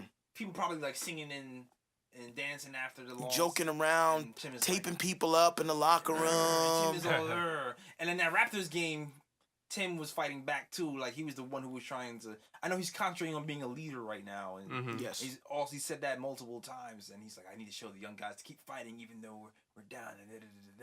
So he's trying to grow into that. But yes, I get it. I'm on the cusp with Timmy. But KO might be a good. I think KO belongs on that list. Again, that list.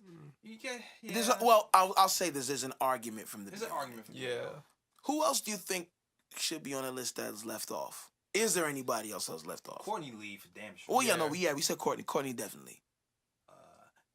Crazy Styles, Ron Baker, shot maker. Ron Baker. El Presidente, man. Yeah. I would say he has a win because he doesn't have the talent. The talent doesn't match the desire. Yes. Basically a white Lance Thomas. Yeah.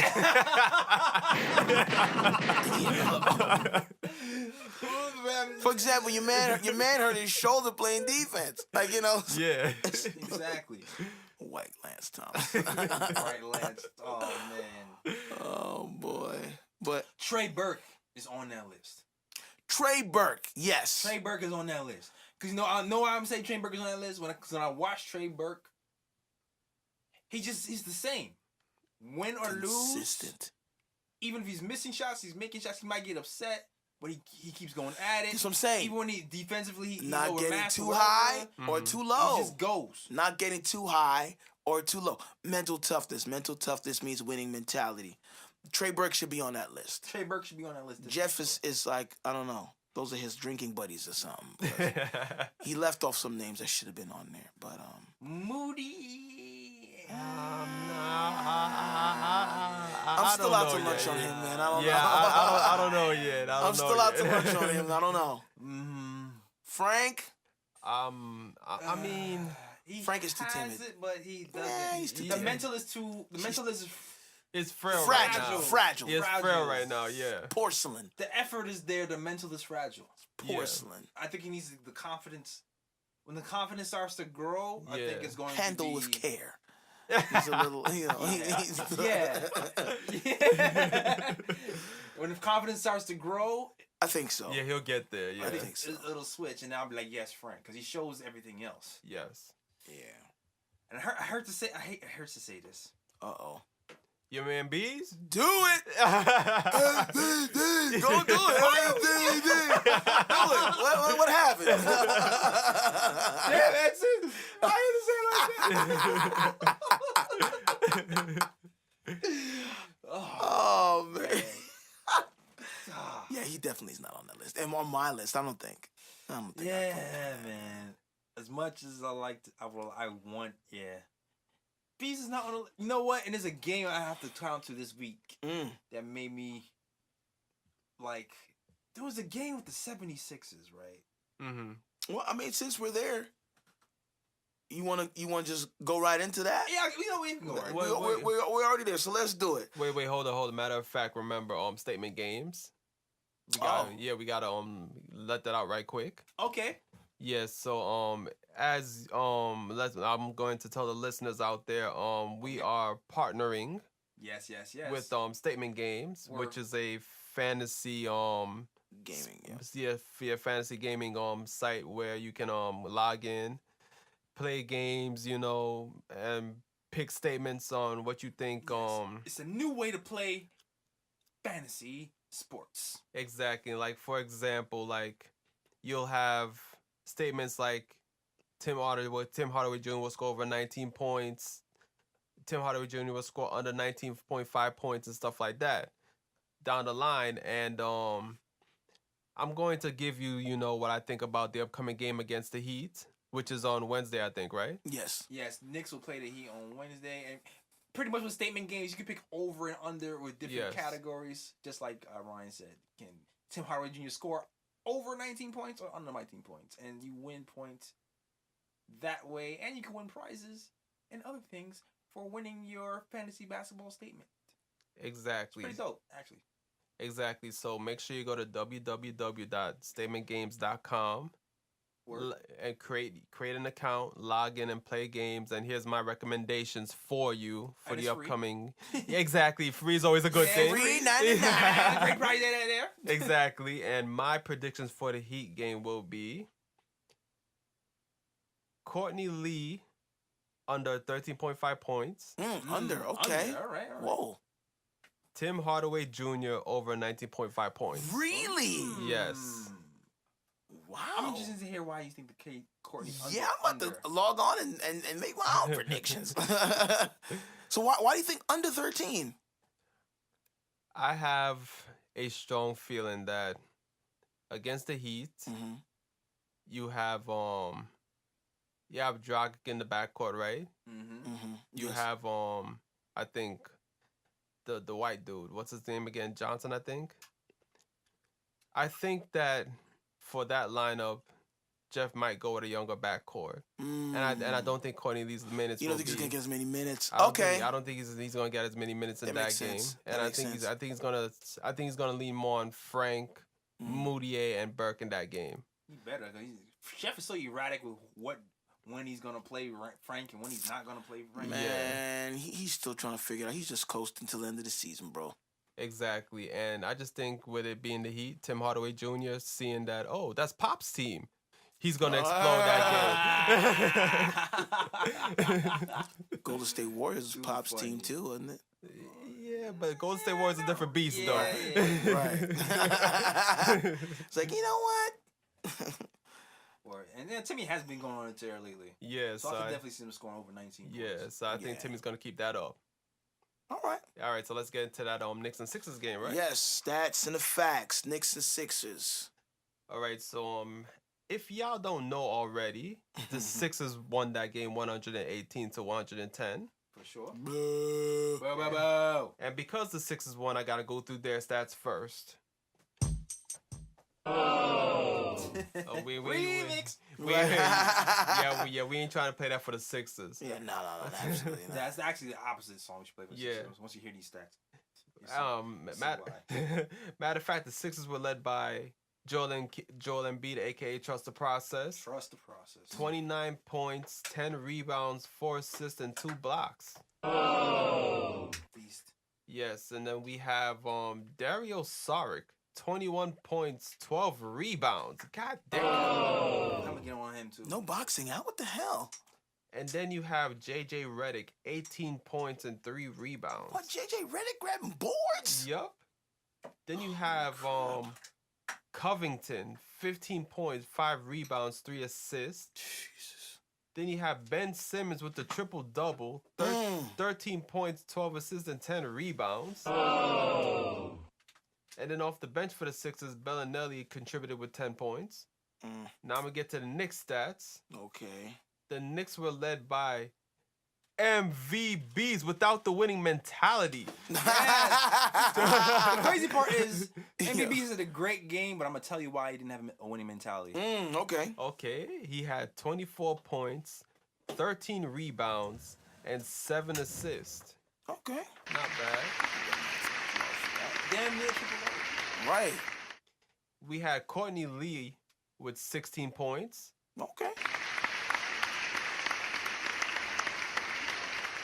And we had Mr. Trae. Oh, Mr. Stay Your Minutes. Burke. Off the bench, 16 points, 3 assists, 2 rebounds. Off the bench, yo. Nice game. Winning. That's what I'm saying. We had Kyle O'Quinn with the double-double off the bench, 15 points, 10 rebounds, 3 steals. Put that man on that list, Jeff.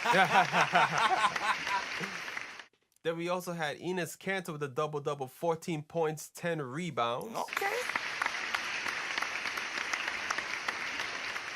And then Moutier contributed with 12 points and 4 assists. Not bad. Now I'm going to get to the team stats. The Knicks actually shot over 50% from the field. Yeah. Really? Yes. The difference is from 3. The Sixers made 15 of 37 threes, while the Knicks only made 5 of 20 threes. It's so crazy how there's a I don't remember if it was on ESPN when they talk about the evolution of the 3-point game. Did you guys see it? Nah, I didn't They see talk it. about the evolution of the 3-pointer, and you only expected certain positions to shoot threes. Yeah. Your center was not coming out to shoot threes. Honestly, your power forward, depending on who it was, Carmelo sometimes was not shooting threes. Or Larry Johnson. Chris Webber, Yeah. you know. Right, yeah. But for the most part, now, if you can't hit the 3, you're gonna lose. True. Definitely. Night in, night out, you can't hit threes, you can't defend threes, you're gonna lose. Yup. And that's clearly, wow. Yeah. Whew. So speaking of hitting the 3, right? I'm glad you said that, Edson. Speaking of hitting the 3, right? Michael Beasley. The mentality thing, right? Mm-hmm. Michael Beasley. I went on this whole rant on this YouTube show I'm doing with Knicks Fan TV post game live about accountability in general. I feel like Jeff doesn't hold veterans accountable like he does The rookies. the rookies. If the rookies And make the young one guys. mistake, they Jeff just yanks them. If Dotson makes one mistake, he yanks him. If Frank makes one mistake, he yanks him. Veterans, he gives them a lot of rope sometimes. I felt like in the beginning of the season, Jeff Hornacek did not give Beasley a lot of rope. Right. He sat him down A lot. a lot. KP got injured. Mm-hmm. That created more opportunities for Beasley. Beasley came on. He took full advantage. He was playing a lot more help defense.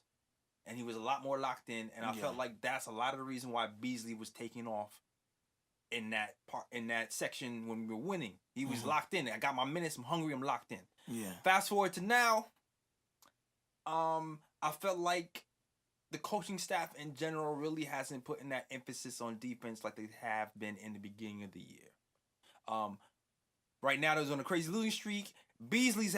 Right now, they've been on a crazy losing streak, though. And Beasley has been playing defense pretty well again, but then he'll have these crazy lapses where he doesn't play great help defense at all, and he'll leave the 3-point shooters open. Just like the guy, what's his name again?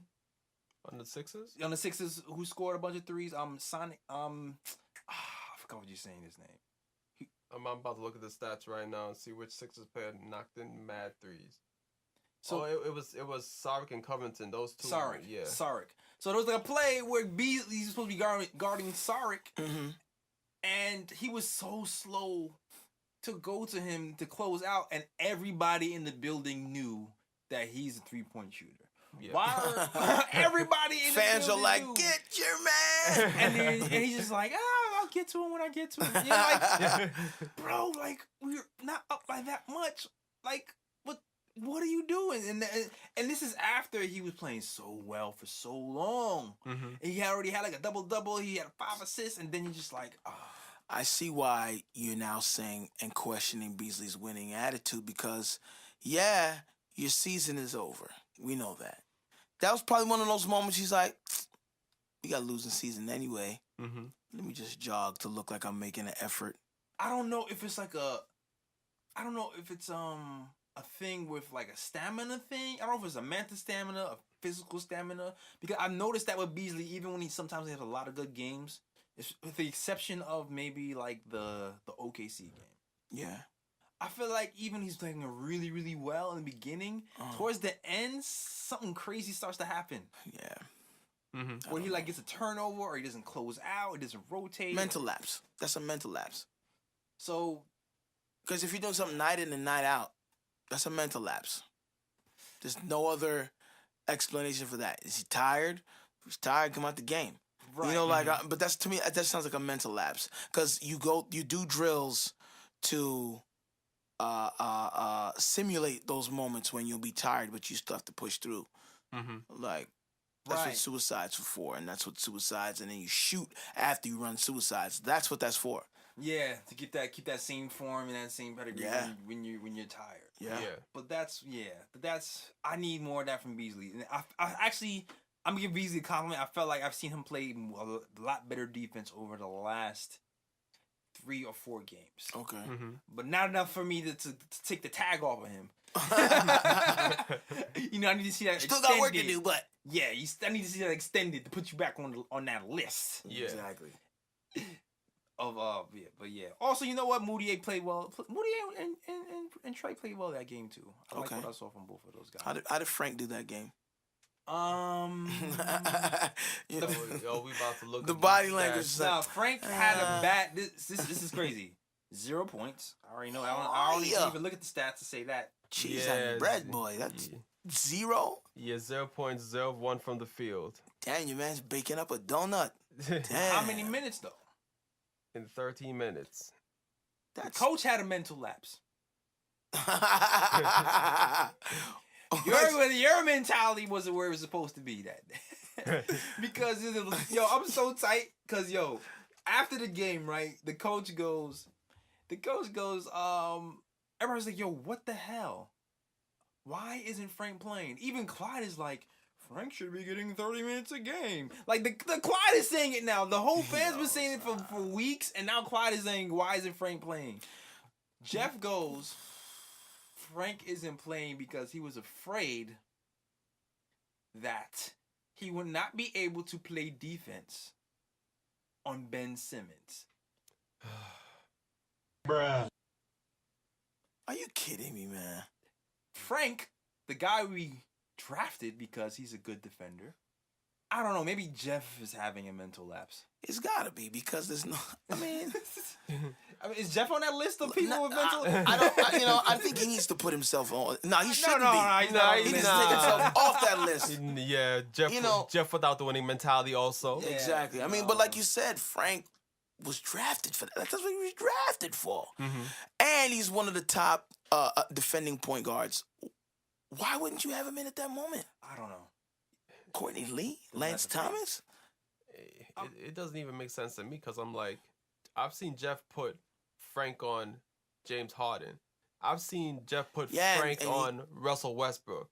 And these are players that at this moment in time are better than Ben Simmons. Absolutely. So it's like, and Frank's had his difficulties with him. Exactly. But I mean, rightfully so. I mean, they had a triple-double, so you know. Right.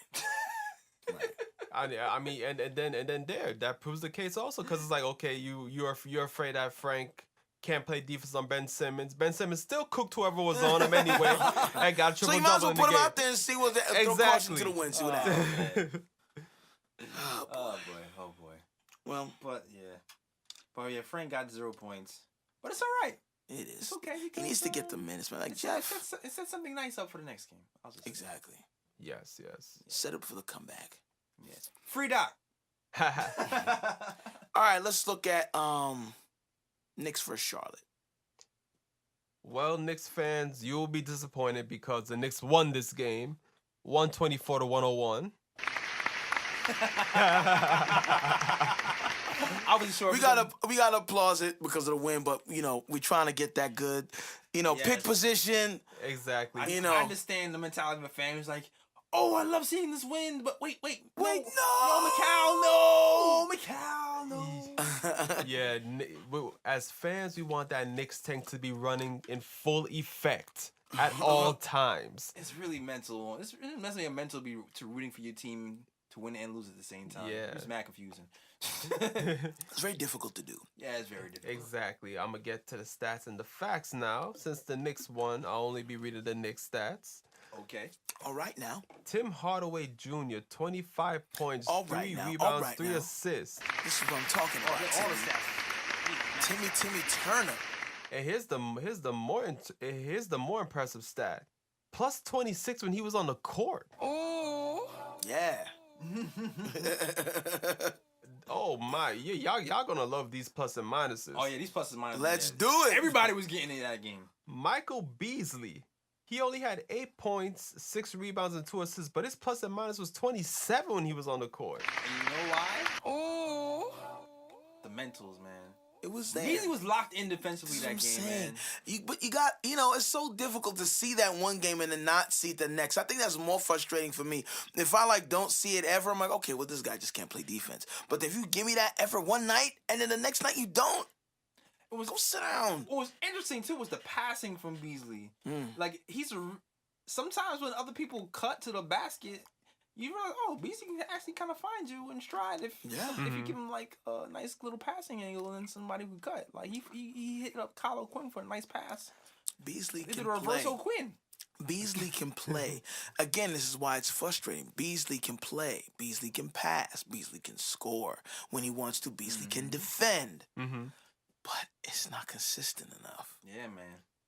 All right, so for this game, it's Beasley with the winning mentality. Okay, yes. This is the Beasley we want.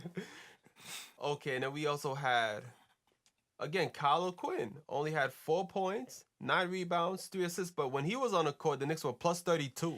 Oh, yeah. I think he's probably part of that run. There was a quarter when the Knicks scored 42 points in the quarter. Yeah, that was in the third, which is usually the In the third? Which is usually the Knicks' worst quarter. Yes, Hold on now. You got to applause that. Actually, the 76ers game, the Knicks were winning until the fourth quarter. Yeah. And they lost in the fourth quarter, though. Switch it. You gotta switch it up sometimes, You gotta switch it up. Exactly. They were working on it. Now y'all gotta play this theme music. Frank Ntilikina. Now this is a story all about Frank. My child Charlotte just got that spanked. Oh, bars! He had a career high 15 points, and he had 3 assists and 3 rebounds plus 20 when he was on the court. Your man was gunning that night. How many minutes he have? He played 21 minutes. Give Jeff a round of applause for letting Frank play. I'm giving Jeff a brug. I'm gonna tell you right And then What? I'll tell you why. and then we had again your man, Mr. Trae.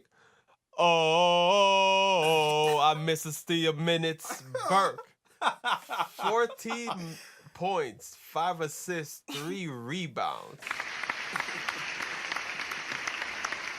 Yo, Trey Burke is filthy, boy. Yo, Why do I get to this ooh pick, nice, man? Oh, I'm gonna have to show you this ooh pick before I even say it. Okay. Trey Burke is filthy, man. That boy good.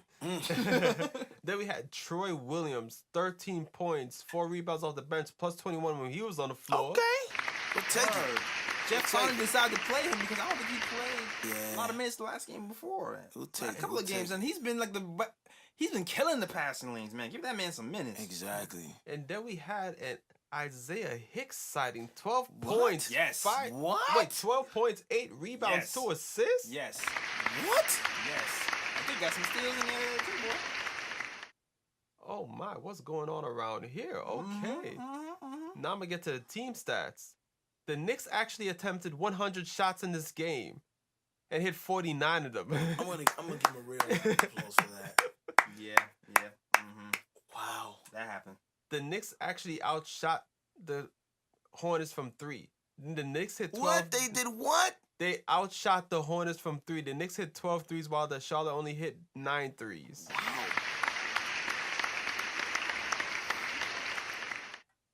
And let's see, the Knicks actually out-rebounded them also. the Knicks held Charlotte to only 11 assists. Oh my gosh! I don't know how to feel about this game. Like stat-wise, it's an amazing game, but this is putting in jeopardy our pick position, like our lottery position. Yeah. But I can't help but have the warm fuzzy feeling inside that they had these such great numbers. Like crazy. Yeah, man. Trae Burke. Oh, my turn. Okay, Trae Burke is our star. I feel like Trae Burke is the starting point guard. To be honest with you, yo. This is what. Okay, I'm glad I'm not the only one that thinks that. But anyway, Trae Burke is the best point guard.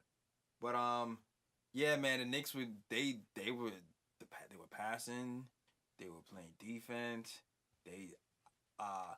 The third quarter was crazy because the vets came in and started to put their foot on their neck, and then the bench came in and they extended it. They had a team with like, Quinn was in there killing them, with Hicks, Cornette was giving Dwight Howard problems on the defensive end a little bit. Yes.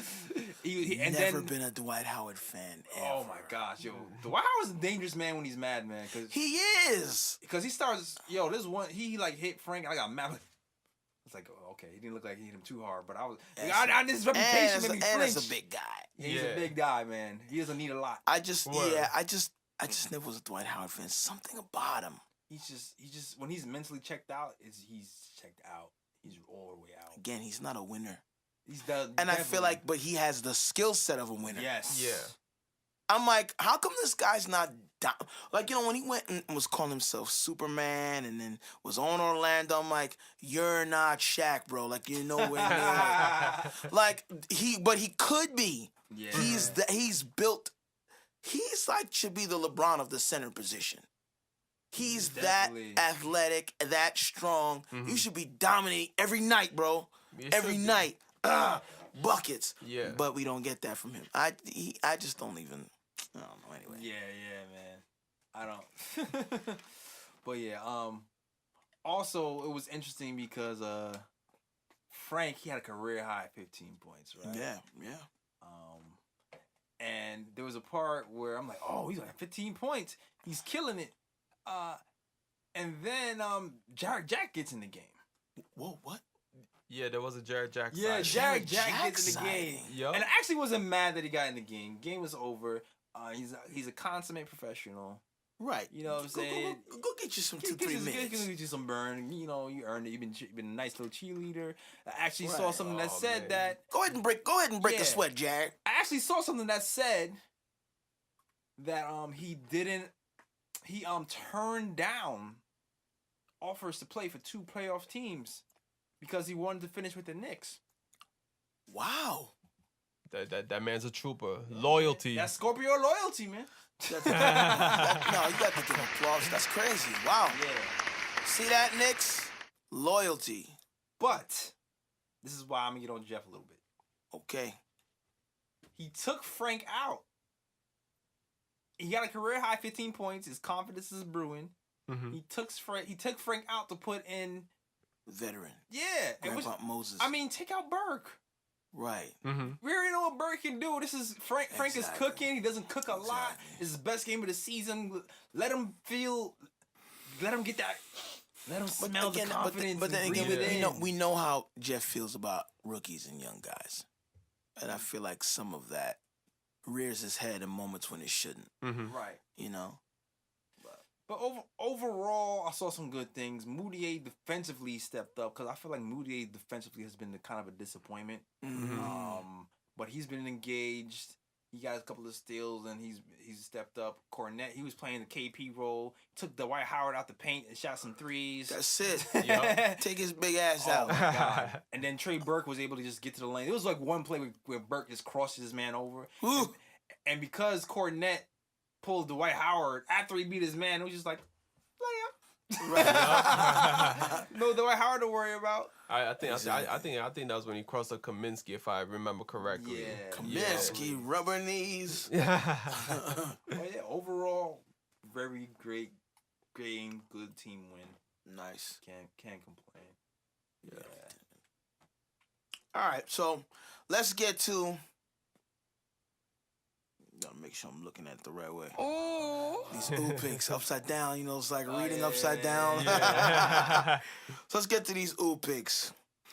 Jay, I know you said you had some. Yeah, I had a couple. Okay. First, oh shit. Hey, yo, Ryan, I got one. I'm doing my first pick is about my guy, Trey Burke. Okay. Mr. Mrs. Still your minutes. The Scorpio connection is working because I gave Ryan a look. He knew what to do. He was ready. He was ready. You ready? You got the vocals warmed up? All right. Exactly. Drank my tea this morning. Oh, man. Yo, Trey Burke is filthy, bro, man. Some of these shots he be hitting, I'm like, that's not going, that went in. That's all net, too. Right. Okay. Right. But, yo, with this one play, second quarter, I don't know who was trying to guard him and called himself guarding him. But Trey brings the ball up to the middle of the court, hits my man with an in and out wham. Right? Then drives right. The guy tries to cut him off, crosses him, whoop. Changes, drives left, and then goes to the hole and does like a scoop spin shot with the English on the ball, hits the backboard, falls in. Filthy. Oh. Crazy. That man got handles, man. Crazy. Most all the angles. Definitely. You see that? Yo, Trey Burke going to Oh my! I got just because I actually watched it. I gotta get. Oh, that's crazy. That man filthy. Can we put that up on the YouTube video? I don't know, cause he might have like problems with. Yeah. Okay. Damn. I know. Woo. Yeah. That was me. Definitely had that thought though. Yes. You have another one? Yes, I do. Okay. My guy from France. Okay. He's passing. He's more that. Frank, Mr. Frank. The way he scored his career high. Being aggressive. Here we go. This is what we need. Probably was his most aggressive game so far because he scored those points under 20 minutes. Shit, let the Hulk out, bro. Yep. Keep it in mind. Sometimes he was going to the hole. He's like, "Oh, I'm not passing it this time." Yeah. And there was sometimes when you like, "Oh, the defender, he's kind of on him," and he's like, "Oh, whatever, I'm gonna shoot it anyway." Right. It was like, some days you gotta just hit the go button. And you can just see when the hesitation is not there. Yeah. It's smooth. And the mechanics are there, and you're just like, yo, this guy's gonna be a problem when the fear is gone. Oh, man. When the fear is gone, Frank's gonna be a problem. So he scores his career high shooting a 3-pointer in somebody's grill. Hold that. Oh. With the tweak. Guy tries to block his shot, hits Frank's foot. Whack. 4-point play. 4-point play, Mr. 4-point Frank. 4-point Frank. Copyright insert, don't copy me, guys. Thank you. Oh man! All right, let's keep it moving. Yeah. All right, and now we come to the last segment, pretty much. The bruh picks. The bruh picks. What you got, bruh, man? My bruh picks is going to be spread all over college basketball. Boy. Because y'all high seas are getting upset all over. My first one goes to Virginia, getting upset by number 16 seed, University of Maryland, Baltimore County. Whose man's is this? Exactly. Also, this goes out to Arizona, who lost to Buffalo. Crazy, man. How are you allowing this? And then another one, Xavier lost to Florida State. Damn. Upsets everywhere. We had Nevada overcoming a 22-point deficit to beat Cincinnati. Damn. March Madness for real. This is crazy. Bruh. Like this is ridiculous. This is ridiculous. That 16 knocking off the number 1 is still blowing my mind right now. Exactly. How could I forget? Texas A&M smacked North Carolina earlier today too. What? By 20. Damn. So UNC is out. North Carolina, born and raised. What? I'm telling you, it's crazy. Everyone, just throw your brackets in the garbage. For real. just burn that. Just throw your brackets in the garbage. Yeah, nobody Exactly. won nothing this year. Use them for like heat. Like, oh my God. Oh yeah, Michigan State lost to Syracuse earlier today too. Yeah, man. But you know what, Syracuse though? Happy. Syracuse though be coming through in a Yeah, March Madness. They do. Syracuse always show up in March Madness, so I'm not surprised by that. They too, but there's just so many to name. So many to name. It's been crazy in March Madness. So all those teams I mentioned, all those high seed teams, all y'all get a bro pick. That's crazy, man. Wow. All right, well, let's see. Next up for the Knicks schedule. So we have Bulls versus Knicks, which will be Monday's game. In Chicago? Is it in Chicago? Yeah, it looks like it's in Chicago. Yeah. Hornets was it's in Chicago. Okay. And then Wednesday, home game at New York. You still doing predictions? I mean, really, do we need to? I mean, man. I feel like we haven't done predictions in like mad We long. haven't. Because it was We just haven't. like, oh, lost. Yeah. You know what? L. Yeah. Why go through the trouble? Yeah. Well, you know what? I'm gonna predict L's because we need that good positioning. Yes. So that's the consensus. Okay, we can do predict minutes. Who do you think's gonna get minutes that game? Oh, in the Bulls game? Yeah. Bulls trying to tank too. I mean, shoot. I feel like Dotson, we're gonna see some more Dotson in that game. So? I think so. Still ain't getting no damn minutes, man. This is a problem for me. This is really a problem for me. I don't know who I need to write a letter to, who I need to tweet, who I need to. I don't know. But the Dallas game, right? Yeah. The Dallas played this week. Oh, actually, Doug McDermott came back. When we played Dallas this week, yo. Dougie Fresh. Yeah. Gotta do it just for nostalgia purposes, man. Gotta do it. He came in, shot two quick threes and left, something like that. Wow. But yeah, little Dotson, I was tight that game, bro. I need Dotson to I'm gonna get. get a bro for Jeff that game, man. Bruh. Because Dotson came in off the bat, hit his first shot. Wow. I'm like, oh, this is about to be on. Your man is showing you he's ready, bro. I was like, he's finally hitting his shot because he hasn't been hitting them. Then he's another three. He's a three. Wow. Oh, this is about to be one of those games. Right. He misses his next shot, and as soon as he misses, Jeff yanks him. Come on, Jeff. Bruh. Stop that. Oh, Jeff. Doesn't put him back in the game until there's 44 seconds left because Tim Hardaway Jr. tweaked his ankle. Bruh. Yo, Jeff, man. Anyway, we'll see what happens. Anyway. But yeah. Social media time.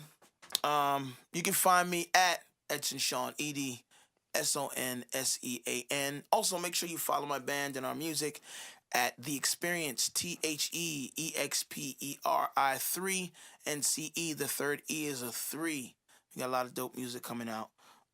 Jay, where can they find you? Oh, they can find me at J Ellis Draws Things on Instagram. JELLIS Draws Things. No $S. Wonderful. That's it. Ryan, where can they find you? They could find me at Sir G is Chillin'. Sir G is chillin'. That is SIR. G is CHILLIN. And that's where you can find me. Stats and the facts. Blogs. You know where it is. Yeah. Wonderful. Make sure you check out the website. Also, shout out to Dash Radio for broadcasting our show. Mm-hmm. Yes. And that's it. Yeah. Yeah. The Knick Time Show. We out. Peace. We out. Peace and love out to where you from, but all about it when they ever come. Say again, bright lights, big city, bright lights, big city. Gonna do what I'm supposed to do, represent for my New York City crew. Say again, bright lights, big city, bright lights, big city. New York, big city of dreams. I'm coming straight out. New York, big city of dreams.